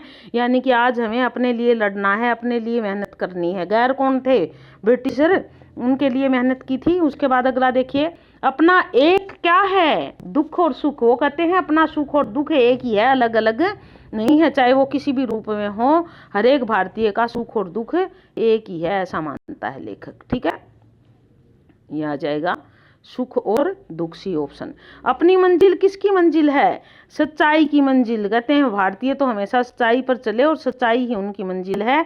एक एक कतरा मिलकर क्या बन जाता है, वो कहता है एक एक कतरा मिलता है तो दरिया बन जाता है। दरिया मतलब नदी, एक एक कतरा मिलकर दरिया बनता है। ठीक है, तो ये अगला देख लीजिए, गीत में प्रयुक्त जर्रा का क्या अर्थ है? इंपॉर्टेंट प्रश्न है। जर्रा से क्या अभिप्राय है? रेत के कण मंजिल, जर्रा जर्रा कण कण, तो रेत के कण से अभिप्राय है, जर्रा से रेत के कण आ जाएगा। एक के साथ एक मिलकर कौन सी वस्तु पर्वत बन जाती है? वो कहता है कि राई भी अगर एक एक के साथ मिले तो वो भी एक दिन पर्वत का रूप धारण कर लेती है। तो इसलिए कभी भी किसी छोटी चीज को ये मत समझना चाहिए कि छोटी है, अगर वो इकट्ठी हो जाए तो वो भी बहुत बड़ी बन सकती है। अगला देख लीजिए 16वां प्रश्न, एकता के महत्व के लिए गीतकार ने निम्न उदाहरण दिए हैं। राई, कतरा, जर्रा, उपयुक्त तीनों, बिल्कुल तीनों दिए हैं। राई राई मिलकर जो है वो क्या बन जाती है? पर्वत बन जाती है। कतरा कतरा मिलकर दरिया बन जाता है, और जर्रा जर्रा जो है वो महत्वपूर्ण होता है। तो इस प्रकार तीनों ही उदाहरण दिए हैं उन्होंने। इंसान अपने बस में क्या कर सकता है? इंसान के बस में क्या है? कहता है कि अपनी किस्मत को अपनी मुट्ठी में इंसान कर सकता है, अपने बस में कर सकता है किस्मत को। यहाँ पे रहेगा ये उपयुक्त तीनों, इसका ऑप्शन ये तीनों आएंगे। और यहाँ पर क्या आएगा? किस्मत को मुट्ठी में कर सकता है इंसान चाहे तो। इंसान में इतनी ताकत है अपनी मेहनत के बल पे। उसके बाद 18वां प्रश्न देख लीजिए। 18वां प्रश्न क्या कहता है? इंसान अपनी किस्मत को बस में कैसे कर सकता है? यदि वो है एक रहे, उसमें एकता का भाव रहे, तो वह अपनी किस्मत को अपनी मुट्ठी में कर सकता है। सागर ने रास्ता छोड़ा है, पर्वत ने शीश झुकाया है। तो सागर ने क्या छोड़ा है? रास्ता छोड़ा है, रास्ता छोड़ा, सी ऑप्शन रहेगा। जर्रा बन जाता है, खाली स्थान पंक्ति को पूर्ण कीजिए, सहरा। जर्रा बन जाता है सहरा, यानी कि एक एक कण कर करके बहुत बड़ा जो है वो सहरा से अभिप्राय टिल्ले से होता है, टिल्ला बन जाता है। या फिर सिर पे बांधने वाला सहरा भी होता है, लेकिन ये सिर वाला नहीं है। जर्रा जर्रा बन के सहरा यानी कि टिल्ला बन जाता है। बीच में का रहेगा बी ऑप्शन। उसके बाद अगला देख लीजिए। इस प्रकार ये पाठ हमारा पूरा हुआ। और अगला पाठ जो 8वां ऐसे ऐसे एक एकांकी है, विष्णु प्रभाकर जी के बारे में भी मैंने पहले बता रखा है बहुत अच्छे से डिटेल में। और ऐसे एकांकी विधाएं जरूर याद रख लेना है क्या है। ऐसे ऐसे एक एकांकी है।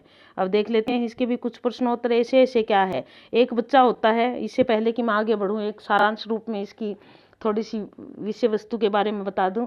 एक लड़का होता है जो क्लास में पढ़ता है, ठीक ठाक ये पढ़ने में, और एक दिन स्कूल से आता है और अपनी माँ को कहते हैं मेरे पेट में ऐसे ऐसे हो रहा है। उसकी माँ कहती क्या हो गया? उसकी माँ घबरा जाती है, वो कहता है ऐसे ऐसे हो रहा है।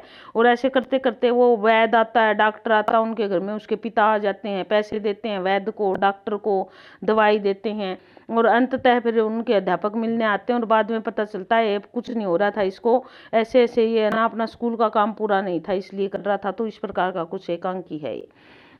इसके लेखक तो विष्णु प्रभाकर है, इसी ऑप्शन रहेगा विष्णु प्रभाकर जी,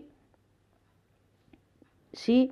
मोहन ने क्या खाया था? मोहन ने केला और संतरा खाया था। जब वो पूछते हैं भाई इन्हें क्या खाया था, पेट में ऐंठन, माँ डर जाती है भाई कोई बीमारी इसको तो नहीं हो गई, तो इसलिए वो पूछते हैं कि इन्हें क्या खाया था। तो पता चला कि वो केला संतरा खाया था, उसने तो फ्रूट ही खाया था। मोहन के पेट में क्या रहा था? ऐसे ऐसे हो रहा था। जो भी कहता था मेरे पेट में ऐसे ऐसे हो रहा था, माँ ने सोचा कोई नई बीमारी होगी इसके पेट में। तो पेट की बीमारी दूर करने के लिए माँ ने क्या नहीं दिया था? जलजीरा दिया, हींग दिया, चूरन दिया, पिपरमेंट दिया। माँ ने सब कुछ दिया लेकिन जलजीरा इसमें नहीं दिया। ए ऑप्शन आएगा, हींग, चूरन और पिपरमेंट ये सारी चीज दी थी माँ ने पेट की बीमारी के लिए उसको। उसके बाद अगला है, ऐसे ऐसे होने से मोहन का चेहरा कैसे पड़ गया था? ऐसे ऐसे करके उसका मोहन का चेहरा जो है वो बिल्कुल सफेद पड़ गया था, और वो बार बार यूं ही करता जा रहा था कि मेरे पेट में ऐसे ऐसे कुछ हो रहा है। मोहन के पड़ोसी का क्या नाम है? उनके पड़ोसी का नाम है दीनानाथ। अब उनके पड़ोसी भी पूछते हैं भाई क्या हो गया, ऐसे ऐसे होगा। मोहन कैसा बालक है? वह एक शरारती और नटखट बच्चा है, यानी कि डी ऑप्शन रहेगा इसका, नटखट बच्चा है वो। उसके बाद अगला देखिए, वैद्य के अनुसार मोहन के पेट में ऐसे ऐसे क्या हो रहा है? अब वैद्य ने कहा कि इसके पेट में वात प्रकोप है, इस कारण इसके पेट में ऐसे ऐसे हो रहा, वात प्रकोप के कारण, यानी कि गैस बन गई है जिसको हम देसी भाषा में कहते हैं। वैद्य के अनुसार ऐसे ऐसे कैसे भागेगा? वो कहता है कि ऐसे भाग जाएगा। उन्हें पुड़िया दी और कहा कि ये पुड़िया इसको खिलाओ, और उसके बाद ऐसे भाग जाएगा जैसे गधे के सिर से सींग गायब हो जाना, ऐसे गायब हो जाएगा। मुहावरे का प्रयोग है गधे के सिर से सींग गायब होना। उसके बाद अगला देख लीजिए, डॉक्टर की किस बात को सुनकर माँ कांप उठती है? डॉक्टर भी आता है, पहले वैद्य आता है, फिर डॉक्टर आता है। डॉक्टर की वो कहता है कि इसके पेट में कोई फोड़ा हो गया, डॉक्टर ऐसा कह देता है, और ये बात सुन के संभावित कहता है डॉक्टर, लेकिन फिर भी माँ जब ये बात सुनती है तो वो बहुत अधिक घबरा जाती है कि मेरे बेटे के पेट में ऐसा क्या हो गया। मोहन के पिता ने डॉक्टर को कितने रुपए दिए? उसके पिता ने डॉक्टर को 10 रुपए दिए थे, 10 रुपए दिए, डी ऑप्शन रहेगा। मोहन की पड़ोसिन कौन थी? अब जब ऐसी बात हुई तो उनके पड़ोसी भी आए, उनका भी जिक्र हुआ पाठ में। तो उनकी पड़ोसन जो थी रामू काका की काकी थी, रामू की काकी थी। उनकी पड़ोसन रामू एक लड़का है मोहन के साथ और उसकी काकी है, वो है उनकी पड़ोसन। ए ऑप्शन रहेगा रामू की काकी। वैद्य तथा डॉक्टर के जाने के बाद मोहन को देखने कौन आता है?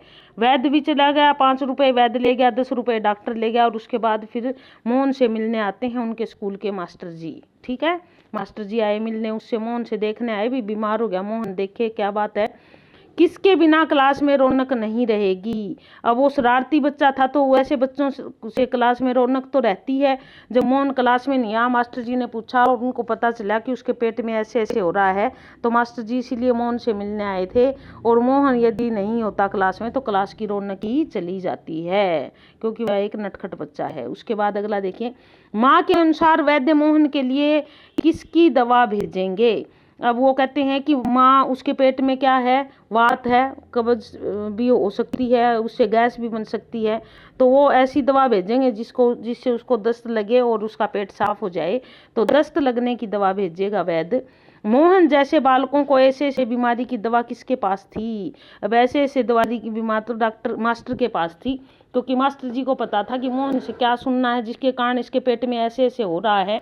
और जैसे ही मास्टर जी ने कहा कि भाई स्कूल में जो है वो ऐसी कोई दिक्कत नहीं है, तुम बिना करे भी आ सकते हो या तुम्हारी छुट्टी है, जो भी कोई इस प्रकार की बात हुई, तो मोहन का ऐसे ऐसे का क्या हुआ देख लेते हैं आगे। मास्टर जी ने मोहन को स्कूल से कितने दिन की छुट्टी दी थी? 2 दिन की छुट्टी दे दी थी कि तुम बिल्कुल ठीक हो जाओ तब तुम स्कूल में आ जाना। 2 दिन की छुट्टी दी थी, सी ऑप्शन रहेगा मास्टर जी ने। गधे के सिर से सींग मुहावरे का सही अर्थ क्या है? गधे के सिर पे सींग, से नहीं है, सिर पे सींग होता है, तो ये है असंभव कार्य। गधे के सिर पे सींग होना मतलब असंभव कार्य होना, क्योंकि गधे के सिर पे तो सींग होते नहीं है, और अगर उनके पे सींग हो जाए तो वो तो ऐसा काम हो जाए जो कभी नहीं हुआ हो। तो इसलिए उसका अर्थ, मुहावरे जो होते हैं उनके अर्थ उनके बीच में ही छिपे हुए होते हैं। वो सिर्फ मुहावरे और लोकोक्तियों में यही अंतर होता है, लोकोक्तियों के पीछे एक पूरी कहानी होती है प्रत्येक लोकोक्ति के पीछे, जबकि मुहावरा जो है वो सिर्फ शब्दों की तुकबंदियां हैं और उसका अर्थ उसके बीच में ही छुपा हुआ होता है, तो असंभव कार्य। मोहन की झूठी बीमारी में कितने रुपए खर्च हुए थे?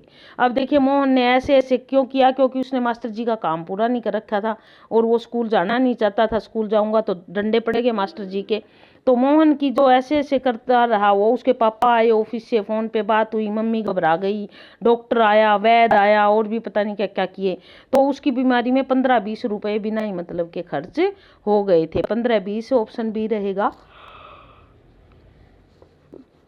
उसके बाद अगला प्रश्न देख लीजिए, 20वां, मोहन के पेट में ऐसे ऐसे क्यों हो रहा था? क्योंकि उसने मास्टर जी का काम, स्कूल का कार्य नहीं किया था और उसको पता था कि उसको सजा मिल सकती है, इसलिए स्कूल के कार्य के डर के कारण वो पेट में ऐसे ऐसे हो रहा था। मोहन के पिता के हाथ से क्या गिर पड़ती है? मोहन के पिता के हाथ से दवा की शीशी गिर पड़ती है। जब दवा की शीशी गिरती है तो सारे कहते हैं कि अच्छी बात है दवा की शीशी गिरना, तो अब मोहन जल्दी ही ठीक हो जाएगा। तो दवाई की शीशी है जो उनके हाथ से गिर पड़ती है। खूब छकाया शब्द का अर्थ क्या होता है? खूब छकाना मतलब परेशान करना, खूब मतलब बहुत अधिक, अधिक परेशान करना या बहुत परेशान करना होता है। छकाना, खूब छकाने का मतलब परेशान करना। ए यहाँ पर जो ऑप्शन दिए हुए हैं उनमें तो ए आएगा, ए ऑप्शन रहेगा। उसके बाद 28 के बाद क्या गिरता है? सारे एकांकी खत्म होता है, सारे हंसते हैं, मोहन ठीक हो जाता है, स्कूल में 2 दिन मिल जाते हैं काम करने के लिए, और 28 के बाद पर्दा गिरता है, क्योंकि ये एक एकांकी है तो क्या गिरेगा? पर्दा ही गिरेगा, और क्या गिरेगा? डी ऑप्शन रहेगा इसका। उसके बाद अगला देख लीजिए क्या है, मोहन की उम्र लगभग कितने वर्ष की रही होगी? मोहन लगभग 8-9 साल का बच्चा है, वो दूसरी तीसरी क्लास का बच्चा है, तो उसकी उम्र 8-9 साल रही होगी, सी ऑप्शन रहेगा इसका। ठीक है, उसके बाद देखिए आगे बढ़ते हैं। अगला पाठ हमारा है टिकट एल्बम। बहुत ही रोमांचक कहानी है टिकट एल्बम, और इसके लेखक का नाम है सुंदरा रामस्वामी। ये रूपांतरण किया गया है, पहले तो किसी और भाषा की कहानी है। तो टिकट एल्बम कहानी का जिक्र है यहाँ पे। कुछ बच्चे हैं, कईयों को जैसे आदत होती है कुछ चीज़ें संग्रहित करना, और फिर उनका प्रदर्शन करना। कुछ इसी प्रकार का जिक्र इस टिकट एल्बम में भी है। यहाँ पर एक तो राजप्पा है और एक नागराजन है। उन दो बच्चों की बात है, एक ही क्लास के हैं। टिकट एल्बम में एक के पास होता है, दूसरा थोड़ा सा इकट्ठा करने की कोशिश करता है, लेकिन वो अंततः उसका क्या होता है, अंगीठी में जला देता है। पुलिस से भी डरता है, चुरा लेता है, उसको पता भी नहीं चलने देता अपने मित्र को। नागराज जो है, राजन है जो है, उसका सिंगापुर से उसके मामा ने उसके लिए एक बहुत सुंदर सी एल्बम भेजी थी, जो राजप्पा को जेलिस होती है उससे, क्योंकि पहले राजप्पा के पास एक एल्बम थी जिसको लोग अक्सर बच्चे देखते थे। तो इस प्रकार वो चुरा लाता है और बाद में पुलिस के भय के कारण अंगीठी में डाल देता है। इस प्रकार की कुछ कहानी है टिकट एल्बम। ठीक है, टिकट एल्बम कहानी के लेखक का नाम सुंदराराम स्वामी है। सी ऑप्शन आ जाएगा, सुंदराराम स्वामी। उसके बाद जो है अगला, टिकट एल्बम शीर्षक कहानी का मुख्य विषय क्या है? मुख्य बाल मनोविज्ञान है, बच्चों का ये जो ऑप्शन दिए गए हैं इसमें तो बाल मनोविज्ञान है, बच्चों की मनस्थिति कैसी होती है जब वे छोटे बच्चे होते हैं, तो वो सोचते किस प्रकार है और किस प्रकार के काम करते हैं, और बाद में वो घबरा भी जल्दी जाते हैं। ये सारा हमारा इस कहानी में बताया गया है टिकट एल्बम में। ठीक है, तो अगला प्रश्न क्या कहता है देख लेते हैं। नागराजन के मामा कहाँ रहते थे? अभी थोड़ी देर पहले मैंने बात की थी, उन्होंने सिंगापुर से उसके लिए एल्बम भेजा था, तो सिंगापुर में रहते थे। नागराजन के मामा ने उसके लिए क्या भेजा था? एल्बम भेजा था जो बहुत सुंदर था, और नागराजन ने उस पे एल्बम पे नाम। नागराजन के घमंडी होने का मुख्य कारण क्या था?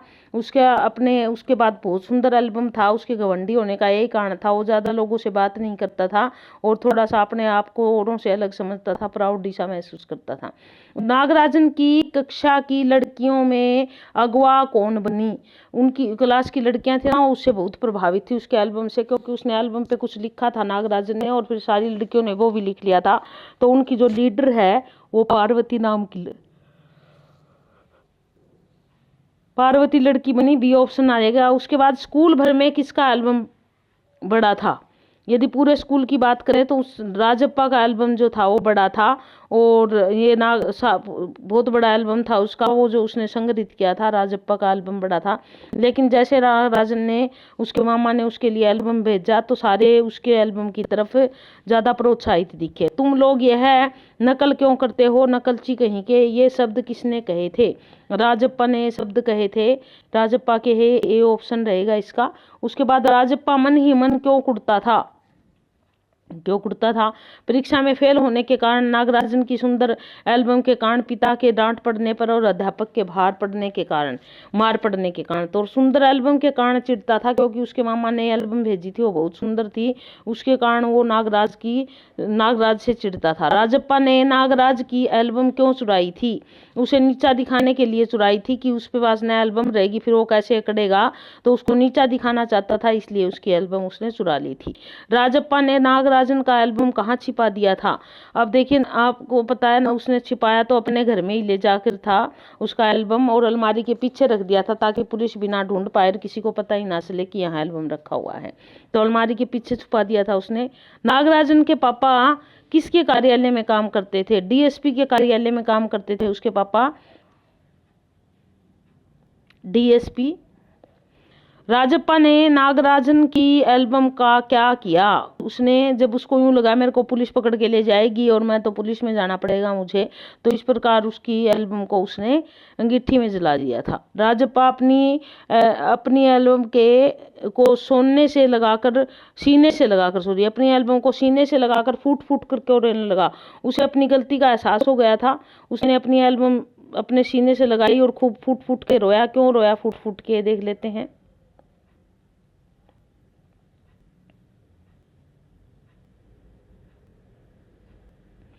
उसने अपनी गलती का एहसास हो गया था, बिल्कुल हो गया था। वो सोचता था, वो जो नागराजन जो है वो उसकी एल्बम चुरा ला, अंगीठी में जला दी, और बाद में उसको अपनी गलती का एहसास हुआ, तो उसने सोचा कि मैं अपनी एल्बम इसको दे दूंगा, और फिर वह फुट फुट के रोया अपनी गलती का एहसास होने के बाद। तो ये था हमारा टिकट एल्बम पार्ट है। अब 10वां पार्ट है कविता, बहुत ही इंपॉर्टेंट, बहुत ही अच्छी, बहुत सुंदर, वीरांगना झांसी की रानी पर आधारित है ये। झांसी की रानी खूब लड़ी मर्दानी, वो तो झांसी वाली रानी थी, बुंदेले हर बोलो के मुंह हमने सुनी कहानी थी।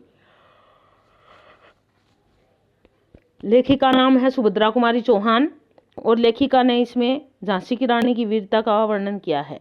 सुभद्रा कुमारी का जन्म 1905 में हुआ था, और इनकी माता का नाम तो कोई इतनी इम्पोर्टेंट नहीं है यहाँ पे। इनकी मृत्यु 15 फरवरी 1948 को एक मोटर दुर्घटना में हो गई थी। ठीक है, 5 और 43 साल तक जीवित रही है, छोटी उम्र में चल बसी थी।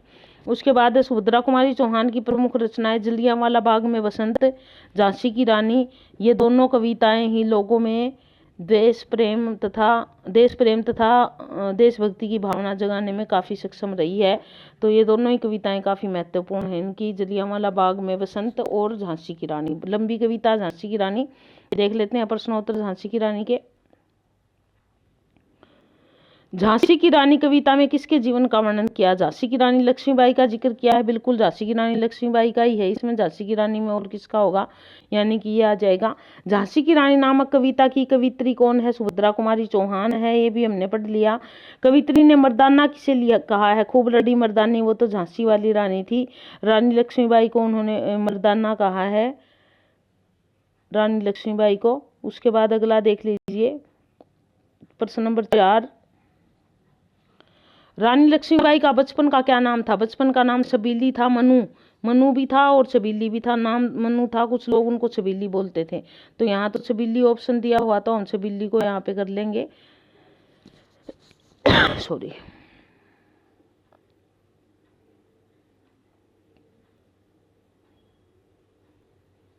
अगला प्रश्न है, झांसी की रानी किसकी मुंह बोली बहन थी?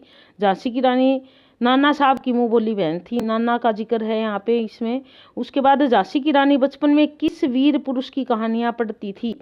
वो शिवाजी की कहानियां पढ़ती थी और उनसे बहुत अधिक प्रभावित होती थी। मराठे लक्ष्मीबाई के जीवन लक्ष्मीबाई के किस खेल को देखकर प्रसन्न होते थे? मराठे जो है रानी लक्ष्मीबाई के किस प्रदर्शन को लेकर प्रसन्न होते थे? वो तलवारबाजी जो थी रानी लक्ष्मीबाई की, उसको देखकर बहुत अधिक प्रसन्न होते थे। रानी लक्ष्मीबाई का विवाह किससे हुआ था? रानी लक्ष्मीबाई का झांसी के राजा गंगाधर राव थे, उनके साथ उनका विवाह हुआ था। सी ऑप्शन रहेगा। विधि किसे कहा गया है? विधि भगवान को, भाग्य को नहीं, ईश्वर को, परमात्मा को, मनुष्य को, देवता को, यानी कि ईश्वर को विधि कहा गया है इस पाठ में। चित्रा अपनी किसकी पत्नी थी? चित्रा जो है वो अर्जुन की, दुर्योधन की, भील की, नकुल की, अर्जुन की पत्नी का नाम था चित्रा। तो आगे देखिए क्या देखते हैं 11वें प्रश्न में क्या छुपा हुआ है। बुझादीप झांसी का से क्या अभिप्राय है? झांसी में जाने वाले दीपक बुझ गए थे, अंधेरा हुआ, झांसी के राजा की मृत्यु हो गई थी। हाँ, यही आ जाएगा हमारा, झांसी के राजा की मृत्यु हो गई थी, बी ऑप्शन आएगा इसका। ठीक है, उसके बाद अगला देख लीजिए, लावारिस का अर्थ क्या है? जिसका कोई वारिस ना हो। लावारिस का मतलब तो जिसका उत्तराधिकारी न हो, वही होता है लावारिस, तो यानी कि सी ऑप्शन आ जाएगा। उसके बाद है, आरंभ में अंग्रेज भारत में किस रूप में आए थे? एक मसालों के व्यापारी बन के आए थे भारत में। आगे देखिए अगला प्रश्न क्या कहता है, काया पलटना मुहावरे का अर्थ क्या है? इंपॉर्टेंट है। काया पलटना मुहावरे का अर्थ देखिए फटाफट क्या है। पूर्ण परिवर्तन, विकास होना, थोड़ा बदलाव होना, अवनति होना। तो काया पलट का मतलब जब काया ही पलट होगी तो क्या आ जाएगा? पूर्ण परिवर्तन आ जाएगा, ए ऑप्शन रहेगा। उसके बाद किस अंग्रेज अधिकारी ने झांसी के शासन पर कब्जा लिया था? ये अंग्रेज अधिकारी क्या था जिसने झांसी के पर कब्जा कर लिया था? लॉर्ड डलहौजी ने कर लिया था झांसी पे कब्जा, क्योंकि रानी के दत्तक पुत्र को उन्होंने पुत्र मानने से इनकार कर दिया था और झांसी पर उसने लॉर्ड डलहौजी ने अपना वर्चस्व दिखाया था। बिठूर के पेशवा का क्या नाम था? बिठूर के पेशवा बाजीराव थे, बाजीराव नाम था उनका। उसके बाद अगला देख लीजिए, बातों बातों में मुहावरे का क्या अर्थ है? सही अर्थ क्या होगा? बातों बातों में कठिन कार्य करना, दृढ़तापूर्वक करना, सरलतापूर्वक और दुर्लभ कार्य। तो ये देखिए बातों बातों में तो वही काम होते हैं जो सरल होते हैं, तो सरलतापूर्वक आएगा यहाँ पे, ये रहेगा सरलतापूर्वक। ठीक है, उसके बाद अगला देख लीजिए, लखनऊ का कौन सा आभूषण प्रसिद्ध था? कंगन, टिक्का, नथ और नौलखा हार। नौलखा हार है लखनऊ का जो बहुत प्रसिद्ध था, तो नौलखा हार आएगा इसका। उसके बाद कुटिया में भी विषम वेदना का क्या अभिप्राय है? कुटियों में भी विषम वेदना कहते, दिखने को तो कुटिया अलग से एक जैसी दिखती है, लेकिन उसमें भी वेदना अलग अलग तरह की होती है।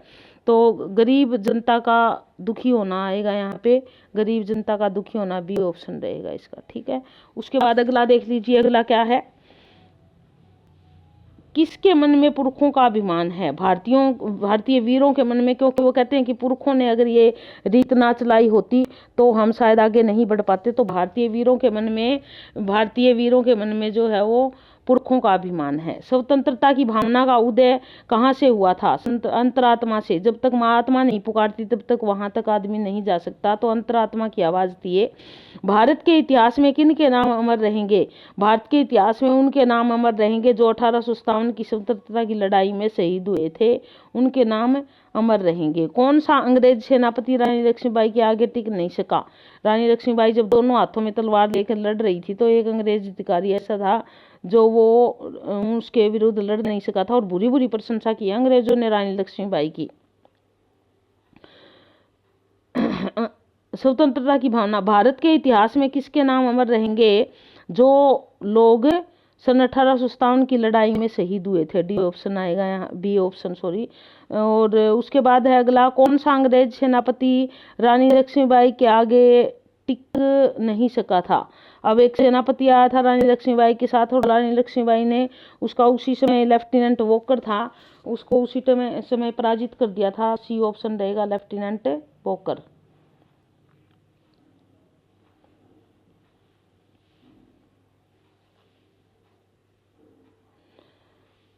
उसके बाद अगला देख लीजिए, अगला क्या कहता है 24वां प्रश्न। रानी ने झांसी से निकलकर किस राज्य पर अधिकार कर लिया था? कहाँ से होती हुई निकली? झांसी से निकल कर वो कहाँ गई? ग्वालियर गई। झांसी से निकल के कहाँ गई? ग्वालियर गई। बी ऑप्शन आएगा इसका।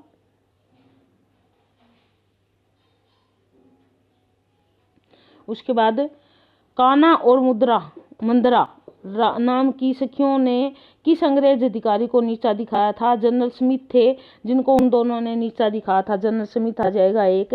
रानी का पीछा किस देश से किया गया था? किस अंग्रेज ने किया था? लेफ्टिनेंट वॉकर, जनरल जोसेफ और जनरल स्मिथ और ह्यूरोज। तो यहाँ पर ह्यूरोज था जिन्होंने रानी का पीछा किया था, और बाद में रानी के मस्तक पर उन्होंने प्रहार भी किया था, और इस कारण रानी हमारी जो है वो वीरगति को प्राप्त हुई थी। कुछ इस प्रकार का जिक्र है। ठीक है, तो ए 26 में जो है इसका लेफ्टिनेंट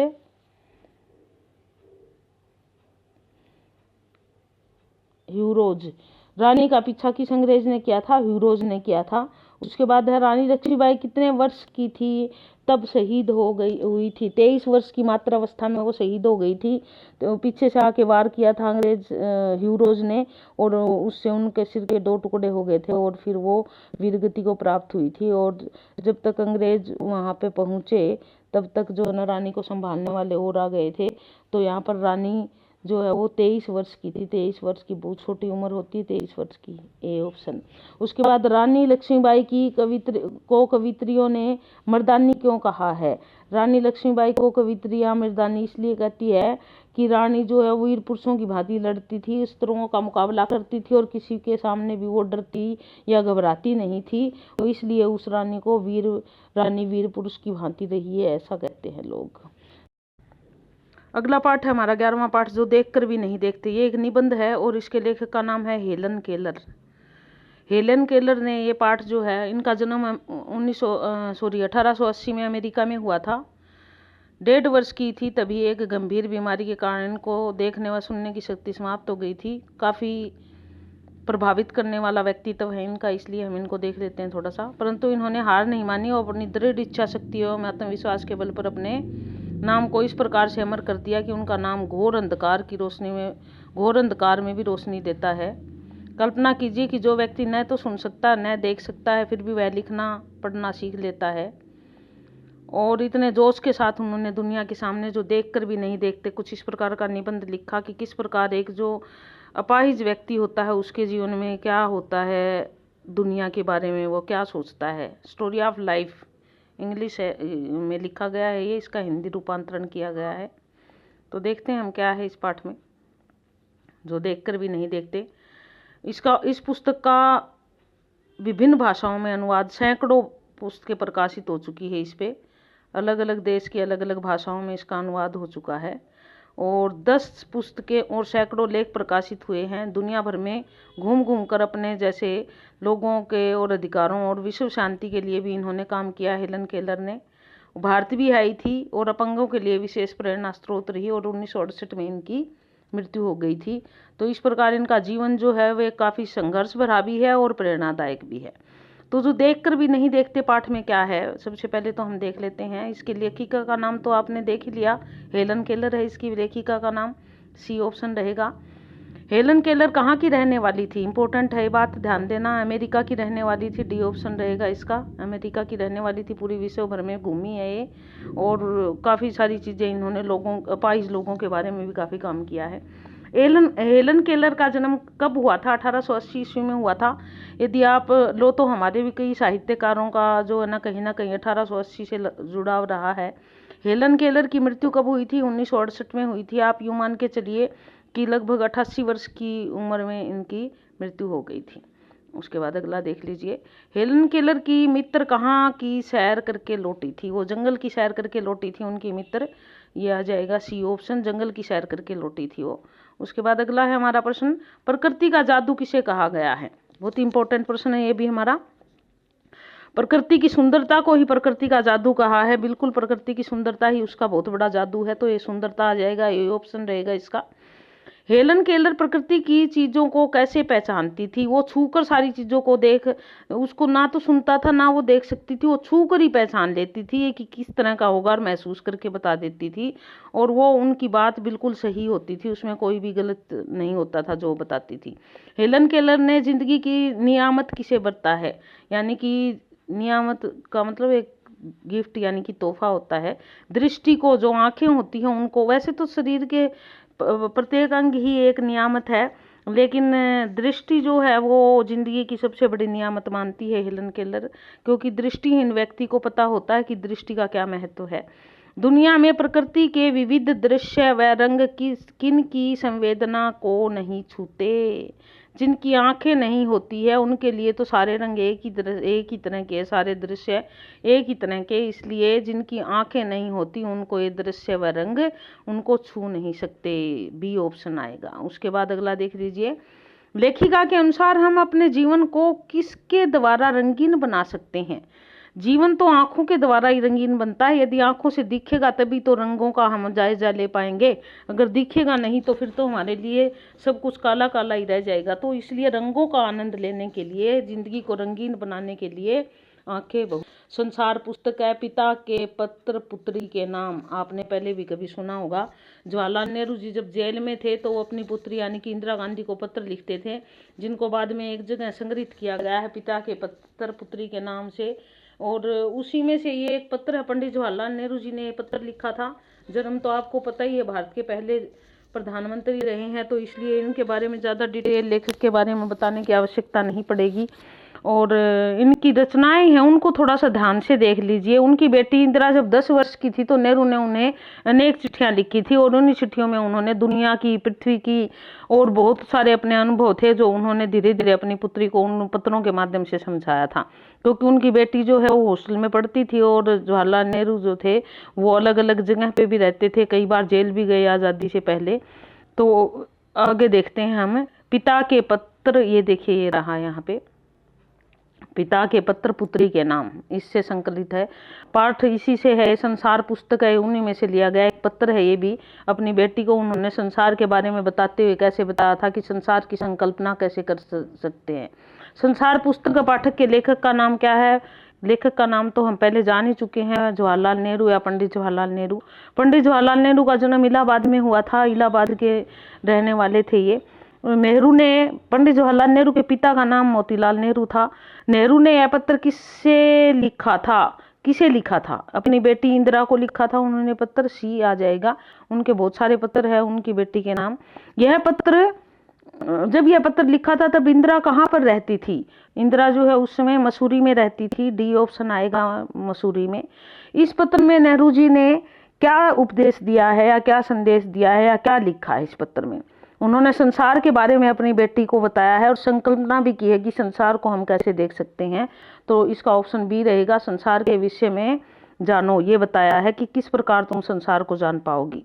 उसके अगला प्रश्न है हमारा, लेखक ने प्रकृति के अक्षर किसे कहा गया है? जो इस प्रकृति की छोटी छोटी वस्तुएं हैं, कंकड़, मिट्टी, पत्थर, पहाड़, रेगिस्तान, पेड़ पौधे, वो सारी प्रकृति की छोटी छोटी वस्तुएं हैं, वो प्रकृति के अक्षर है। उनको कहा है नेहरू ने कि ये इस प्रकृति के अक्षर है, छोटी छोटी वस्तुएं हैं। लेखक के अनुसार लाखों वर्ष पूर्व धरती पर कौन रहता था? लाखों वर्ष पहले लेखक बताता है कि इस धरती पर कोई नहीं रहता था, ये निर्जन थी और यहाँ पर बहुत अधिक गर्मी थी। इस प्रकार उसने अपनी बेटी को बताया है। आगे देखिए, संसार की प्राचीनता का हाल कैसे जाना जा सकता है? भाई कितना ये संसार कितना पुराना है, इस चीज को हम कैसे जान पाएंगे? तो हमारे जो वैज्ञानिक है वो शोध करते हैं, वो पुरानी चीजों को देखते हैं और उन पे शोध करते हैं और फिर बताते हैं कि ये इतनी प्राचीन है, और उससे पता चलता है हमारी कि संसार कितना प्राचीन है। और उनमें महत्वपूर्ण भूमिका होती प्राकृतिक वस्तुओं की, चाहे वो लकड़ी हो, चाहे मिट्टी हो, चाहे वो दबे हुए जो पत्ते हो, चाहे पत्थर हो, उनसे पता चलता है कि ये संसार कितना पुराना है। तो प्राकृतिक वस्तुएं आएगा, इसका उत्तर सी ऑप्शन रहेगा। लेखक ने अपने इस पत्र में किसकी कहानी बताई है? उन्होंने एक गोल चमकीले पत्थर के टुकड़े की कहानी सुनाई है कि वह गोल चमकीला पत्थर कहाँ से निकला, कहाँ से होता हुआ कहाँ तक पहुंचा और किस प्रकार एक गोल और चमकीला बन गया। एक पहाड़ से जब टेढ़ा मेढ़ा बहुत बड़ी चट्टान एक पानी के माध्यम से बहती हुई चलती है, वो नदियों में बहती है, फिर वो नालों में चली जाती है और घिस घिस के किस प्रकार एक गोल और चमकीले पत्थर का रूप धारण कर लेती है, सारा कुछ उन्होंने बताया है। गोल चमकीला पत्थर अपनी यात्रा कहाँ से आरंभ करता है? पहाड़ी चट्टान से आरंभ करता है, बहुत बड़े पत्थर के रूप में। धीरे धीरे बहते बहते वो कब गोल और चमकीला हो जाता है उस पत्थर को भी पता नहीं चलता, और कई बार तो वो कणों में ही परिवर्तित हो जाता है। ये भी लेखक ने अपनी पुत्री को बताया है। गोल चमकीला अपनी यात्रा पहाड़ी चट्टान से शुरू करता है, ठीक है। उसके बाद अगला देख लिए, गोल चमकीला रोड़ा अगर और आगे बहता रहता तो क्या बन जाता? यदि वो ना साइड में निकलता, कहीं के इधर उधर ना आता वो किनारे पे और बहता ही रहता, तो वो क्या बन जाता? रेत बन जाता, क्योंकि घिस घिस के वो रेत ही तो बन रहा था जैसे जैसे बह रहा था वो।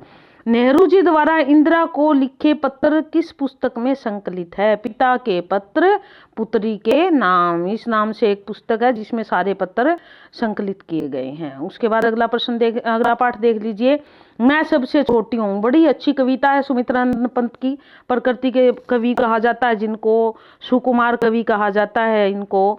और इस प्रकार इनकी वीणा, ग्रंथि, पल्लव, पल्लव जो है बहुत ही चर्चित रचना रही है इनकी पल्लव। युगांत, युगवाणी, ग्राम्य, युगांतर आदि इनकी अनेक रचनाएं हैं।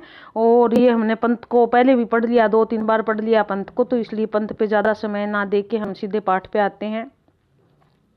मैं सबसे छोटी हूँ कविता का नाम है। कवि का नाम तो हमने देख ही लिया क्या है, पंत, यानी कि सुमित्रानंद पंत है। कवि का नाम डी ऑप्शन रहेगा। सुमित्रानंदन पंत को कौन सा कवि कहा जाता है? प्रकृति का सुकुमार कवि, कोमल हृदय कवि, ये प्रकृति के चितेरे कवि, तो ये भी प्रकृति का सुकुमार कवि की संज्ञा दी जाती है इनको। तीसरा प्रश्न देख लेते हैं, मैं सबसे छोटी हूँ कविता में किस विषय का वर्णन किया गया है? बाल सुलभ क्रियाओं का। एक लड़की है, सार थोड़ा सा बता देती हूँ आपको। एक लड़की है, वो कहती है कि मैं बड़ी नहीं होना चाहती, मैं सबसे छोटी रहना चाहती हूँ, क्योंकि यदि मैं छोटी रहूंगी तो मेरी माँ मेरा सानिध्य रखेगी, मेरे पास रहेगी, अपने आंचल में सुलाएगी, मुझे खिलाएगी, हर समय मेरे को अपने पास रखेगी। यदि मैं बड़ी हो जाऊंगी तो मेरी माँ अपने से दूर कर देगी, मुझे काम करवाएगी और मेरे को अपने आंचल में नहीं रखेगी, इसलिए वो हमेशा छोटी बनकर रहना चाहती है। वो कहती है यदि मैं बड़ी हो गई तो मेरे पे और दूसरी तरह की जिम्मेवारियां आ जाएगी और मेरा ये इस प्रकार का जो अपनी माँ का जो प्यार है वो मेरे से छिन जाएगा, तो इसलिए वह हमेशा छोटी बनकर अपनी माँ के पीछे पीछे घूमना चाहती है और अपने माँ के आंचल में छुप जाना चाहती है। तो बाल सुलभ क्रियाओं का वर्णन है इसमें। एक बच्चा जो है वो किस प्रकार अपनी माँ से जुड़ा हुआ होता है उसी का वर्णन है इसमें। बालिका सबसे छोटी क्यों बनी रहना चाहती है? क्योंकि वो माँ की गोद में सोना चाहती है, माँ का सानिध्य पाना चाहती है, इसलिए वो सबसे छोटी बनकर रहना चाहती है। बालिका माँ का क्या पकड़कर उसके साथ फिरना चाहती है? वो माँ का आंचल पकड़कर हर समय उसके साथ फिरना चाहती है। वो कहती है मैं आंचल पकड़कर तुम्हारे साथ साथ घूमती फिरती रहूं, तुम मुझे अपने से दूर ना करे। माता क्या बनाकर चलती है? कहते कि तू मुझे बड़ा बनाकर चलेगी, इसलिए अपनी माँ को कहती है यदि मैं बड़ी हो जाऊंगी तो तू मुझे चलेगी, यानी कि मुझे अपने से दूर कर देगी और मुझे दूसरे काम करवाएगी। तो बड़ा बनाकर चलती है माँ, उसको बड़ा बनाकर, सी ऑप्शन रहेगा। बड़े बच्चों को माँ क्या नहीं सुनाती? बड़े बच्चों को माँ परियों की कहानी नहीं सुनाती। वो कहती है अब तो तुम बड़े हो गए, तो इसलिए वो कहती है यदि मैं बड़ी हो जाऊंगी तो माँ मुझे परियों की कहानी नहीं सुनाएगी, परियों की बात नहीं बताएगी। तो परियों की कहानी नहीं सुनाती बड़े बच्चों को। बालिका को बड़ी होने पर क्या खो जाने की आशंका है, उसको माँ का प्यार, माँ का स्नेह खो जाने की शंका, इसलिए वो बड़ी नहीं होना चाहती, वो छोटी बनकर अपनी माँ के साथ रहना। थोड़ा बड़ा होने पर माँ उन्हें क्या थमा देती है, माँ उन्हें जैसे ही वो थोड़ा सा बड़ा होता है तो उसको खिलौने थमा देती, कहती इससे खेलो, और अपना समय उसको इतना नहीं देती, वो खिलौने से खेलने के लिए कहती है।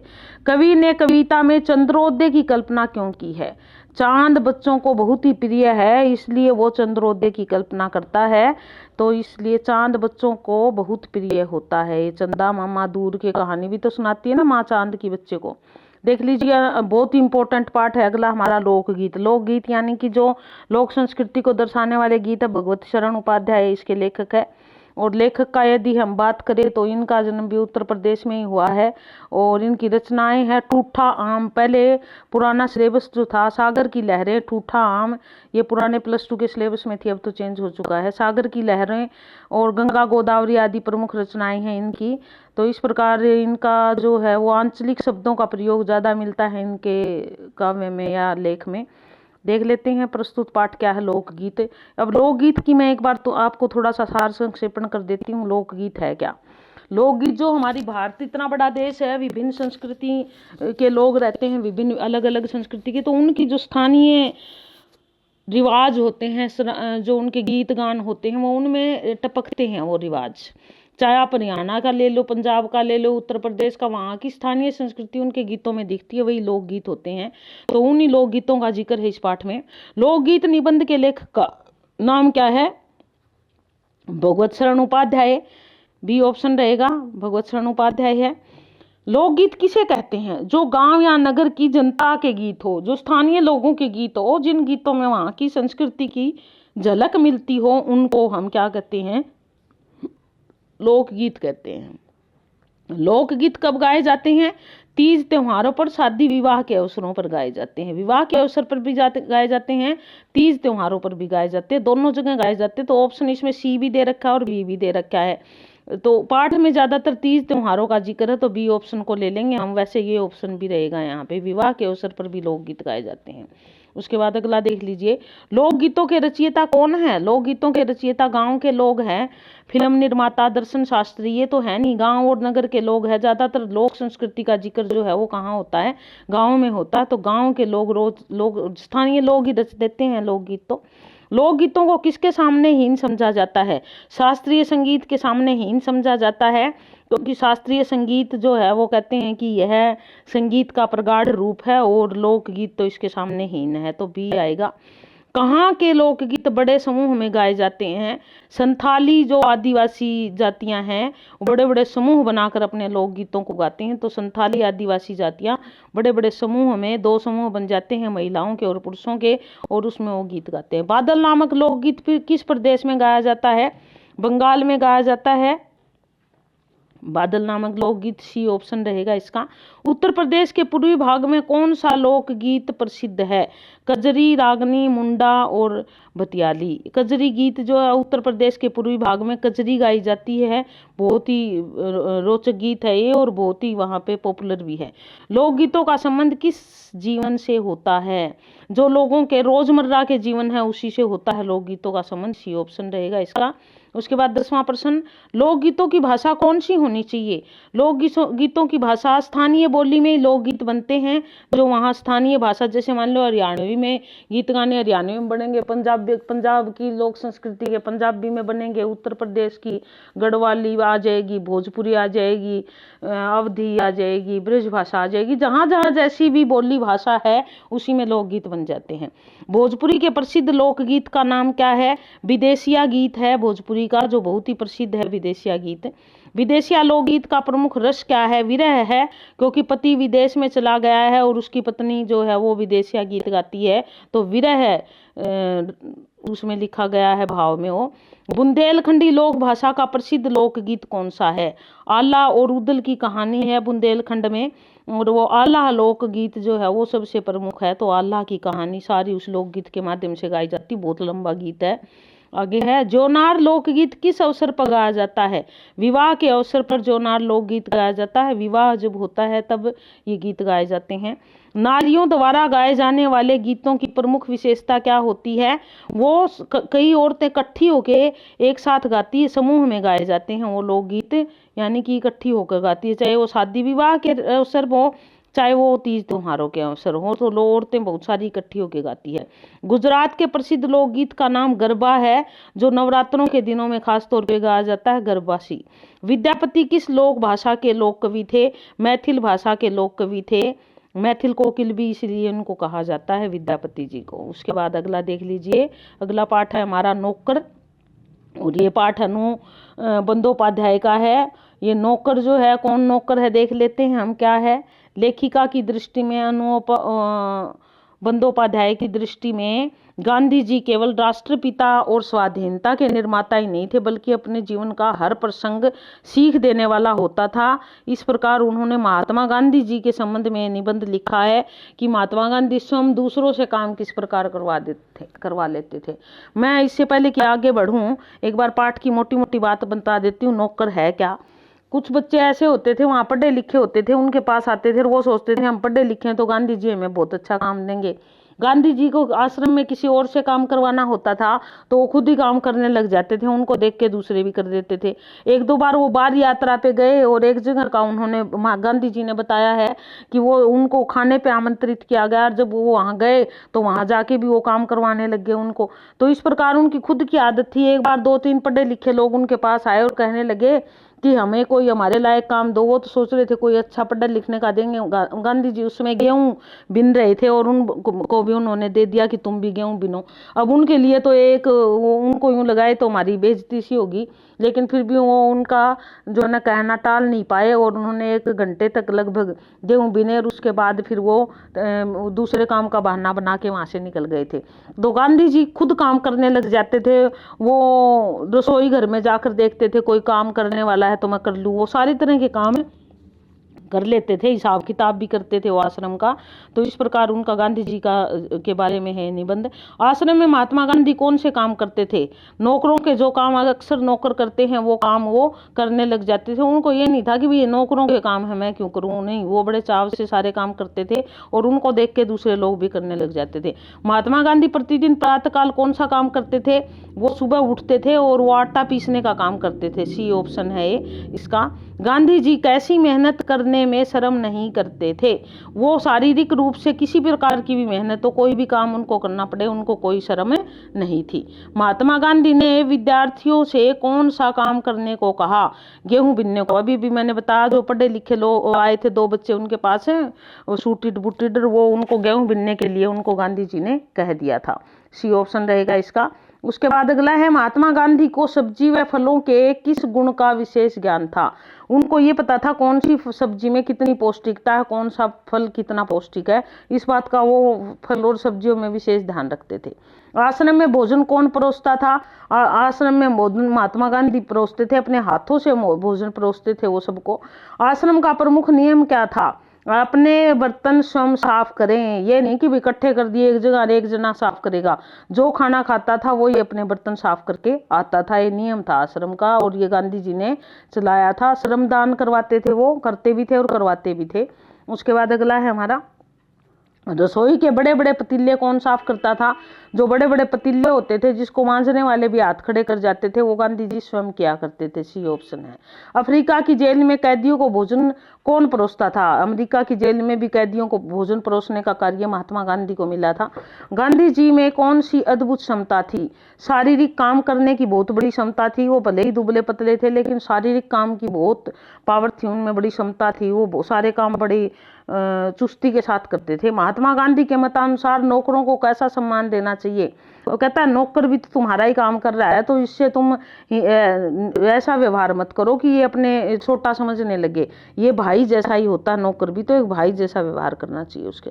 लंदन में भोज पर बुलाए जाने पर गांधी जी ने क्या किया? लंदन में कुछ जो हमारे भारतीय विद्यार्थी थे और उन्होंने उनको भोज पे बुलाया था, वो भोज पे गए और वहाँ जाके खाना बनाने वालों में सम्मिलित हो गए और वो भी सब्जियां काटने और खाना बनवाने लग गए।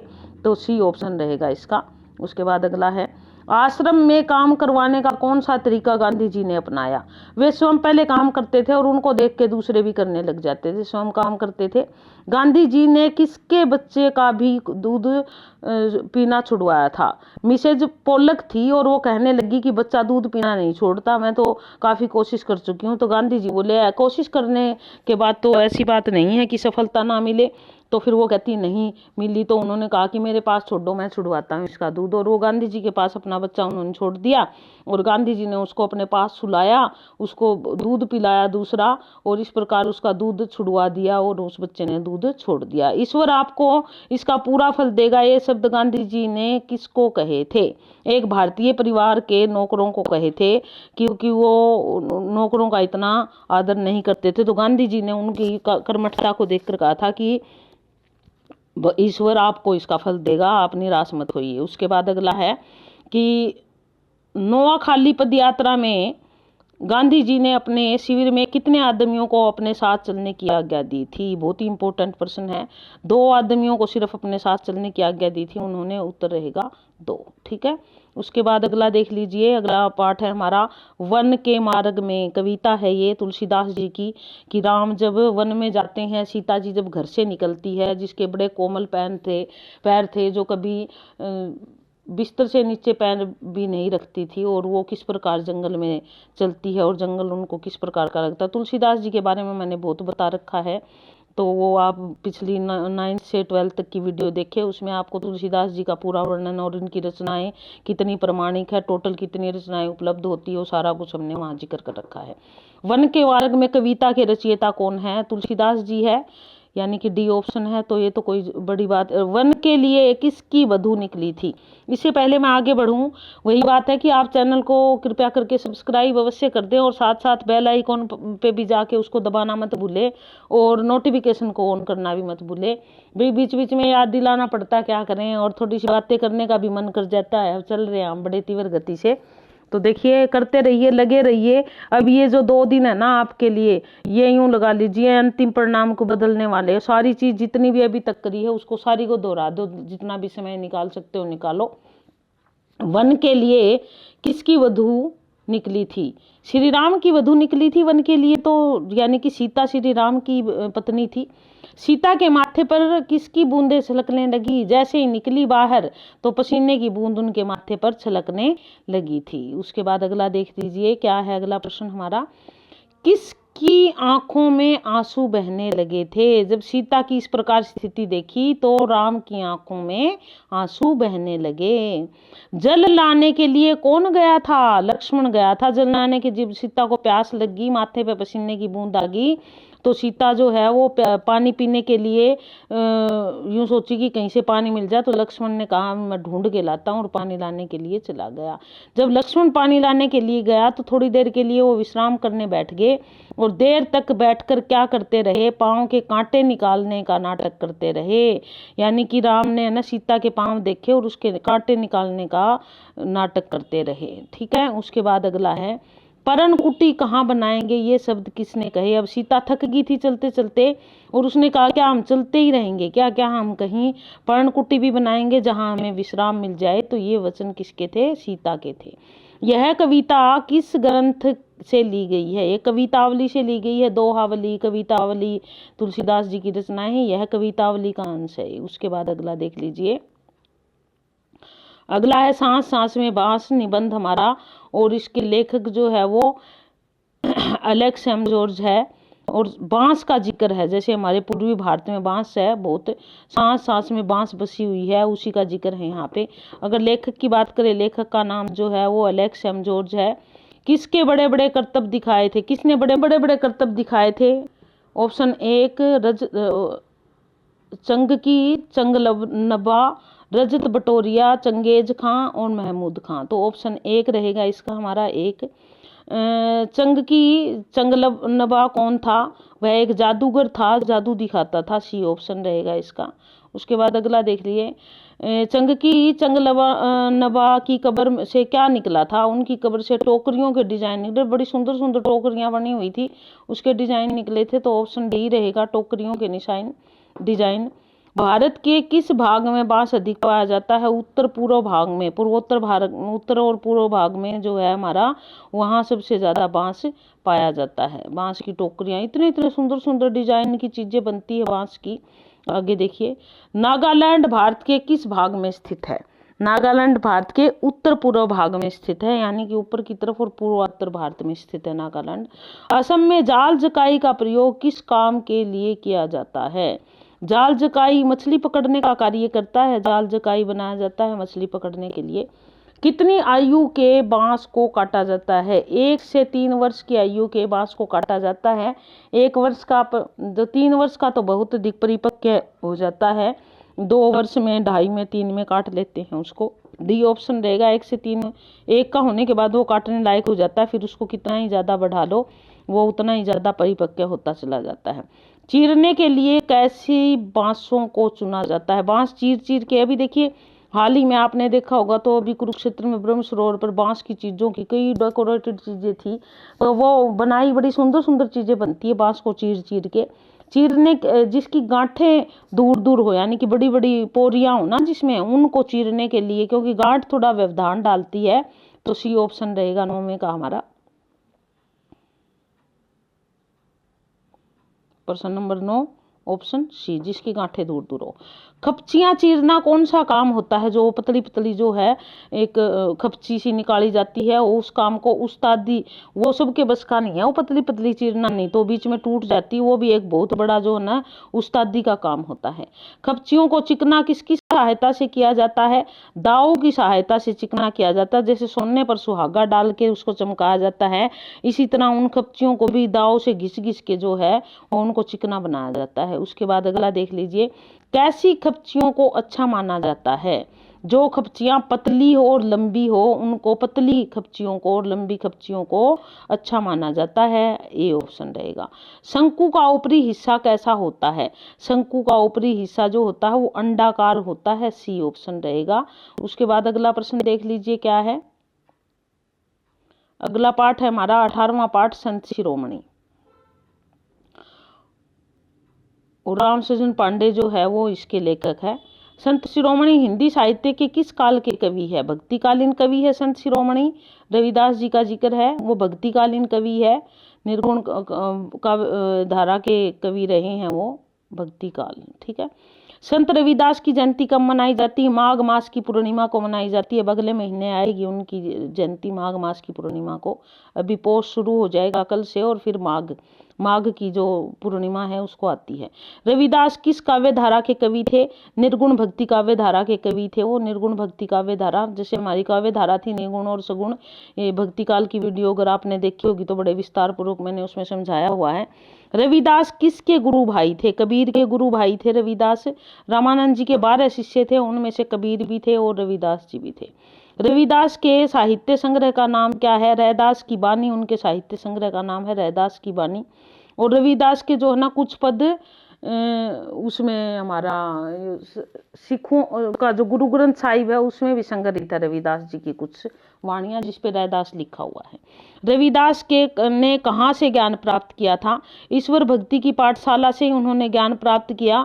वो एक भक्त कवि थे और वहीं से उनको ज्ञान की प्राप्ति हुई थी। उसके बाद अगला देख लीजिए, रविदास का जन्म स्थान क्या है? रविदास का जन्म जो है वो मंडुआडीह में हुआ है। रविदास जी का जन्म मंडुआडीह में हुआ है। रविदास के जीवन अवधि क्या है? कहते हैं कि लगभग 130 वर्ष तक उनका जीवन रहा, तो 130 वर्ष उनकी अवधि मानी गई है रविदास जी की। अगला प्रश्न देख लीजिए, रविदास ने किसका त्याग करने को कहा है? रविदास ने कहा है कि अभिमान छोड़कर यदि भगवान को तुम अपने आप को समर्पित कर दोगे तो तुम्हें क्या हो जाएगा? अपने आप ही परमात्मा की प्राप्ति हो जाएगी। अभिमान का त्याग करने के लिए कहा है। रविदास ने किसे एक माना है? परमात्मा और खुदा एक ही है, क्योंकि जितने भी हमारे निर्गुण भक्त कवि हुए हैं वो आत्मज्ञान पर बल देते हैं। वो कहते हैं भगवान, ईश्वर, खुदा, परमात्मा, राम, रहीम सब एक ही है, तो परमात्मा और खुदा को वो एक ही मानते हैं। बी ऑप्शन है। कबीर व रविदास में क्या समानता है? क्या समानता? रामानंद के शिष्य है, बाह्य आडंबरों का विरोध करते हैं, सरल भाषा का प्रयोग करते हैं, उपयुक्त सभी, बिल्कुल सभी, तीनों चीजें हैं। रामानंद के शिष्य भी है, बाह्य आडंबरों का खंडन भी करते हैं, विरोध भी करते हैं। और उनकी भाषा जैसी भी उनको जैसी जहाँ जैसी भाषा दिखती है उसी का प्रयोग कर लेते हैं। रविदास के अनुसार मन की निर्मलता के स्तंभ है सदगुरु और सत्य संगति जो है वो मन की निर्मलता के स्तंभ है, और इस स्तंभ के सहारे लगकर ही हम अपना जीवन पार पा सकते हैं। रैदास ने अनेक पद संकलित है, गुरु ग्रंथ साहिब में मैंने पहले भी बताया है उनके पद संकलित है। संत रविदास ने किस धर्म को सर्वोपरि माना है? वो कहते हैं मानव धर्म सर्वोपरि है, उससे बड़ा कोई भी धर्म नहीं है। उसके बाद अगला प्रश्न देख लीजिए, 15वां प्रश्न। और प्रश्न हमारा क्या कहता है 15वां, रविदास के मत में सर्वांगीण सामाजिक उन्नति के लिए जरूरी है। वो कहते हैं कि पूर्ण रूप से सामाजिक उन्नति चाहिए तो आपसी भाईचारा बहुत बड़ी बात है। हम जात पात से और भेदभाव से ऊपर उठकर आपसी भाईचारे को अगर अपना ले तो फिर सर्वांगीण उन्नति हो सकती है। संत रविदास के साहित्य की मूल भाषा क्या है? मूल रूप से उनका साहित्य ब्रज भाषा में लिखा गया है, तो बी ऑप्शन रहेगा ब्रज भाषा। तो इस प्रकार ये हमारी उम्मीद है कि छठी क्लास की ये वीडियो आपको पसंद आई होगी। देखते रहिए, अपना प्यार प्रेम बनाए रखें और अपनी तैयारी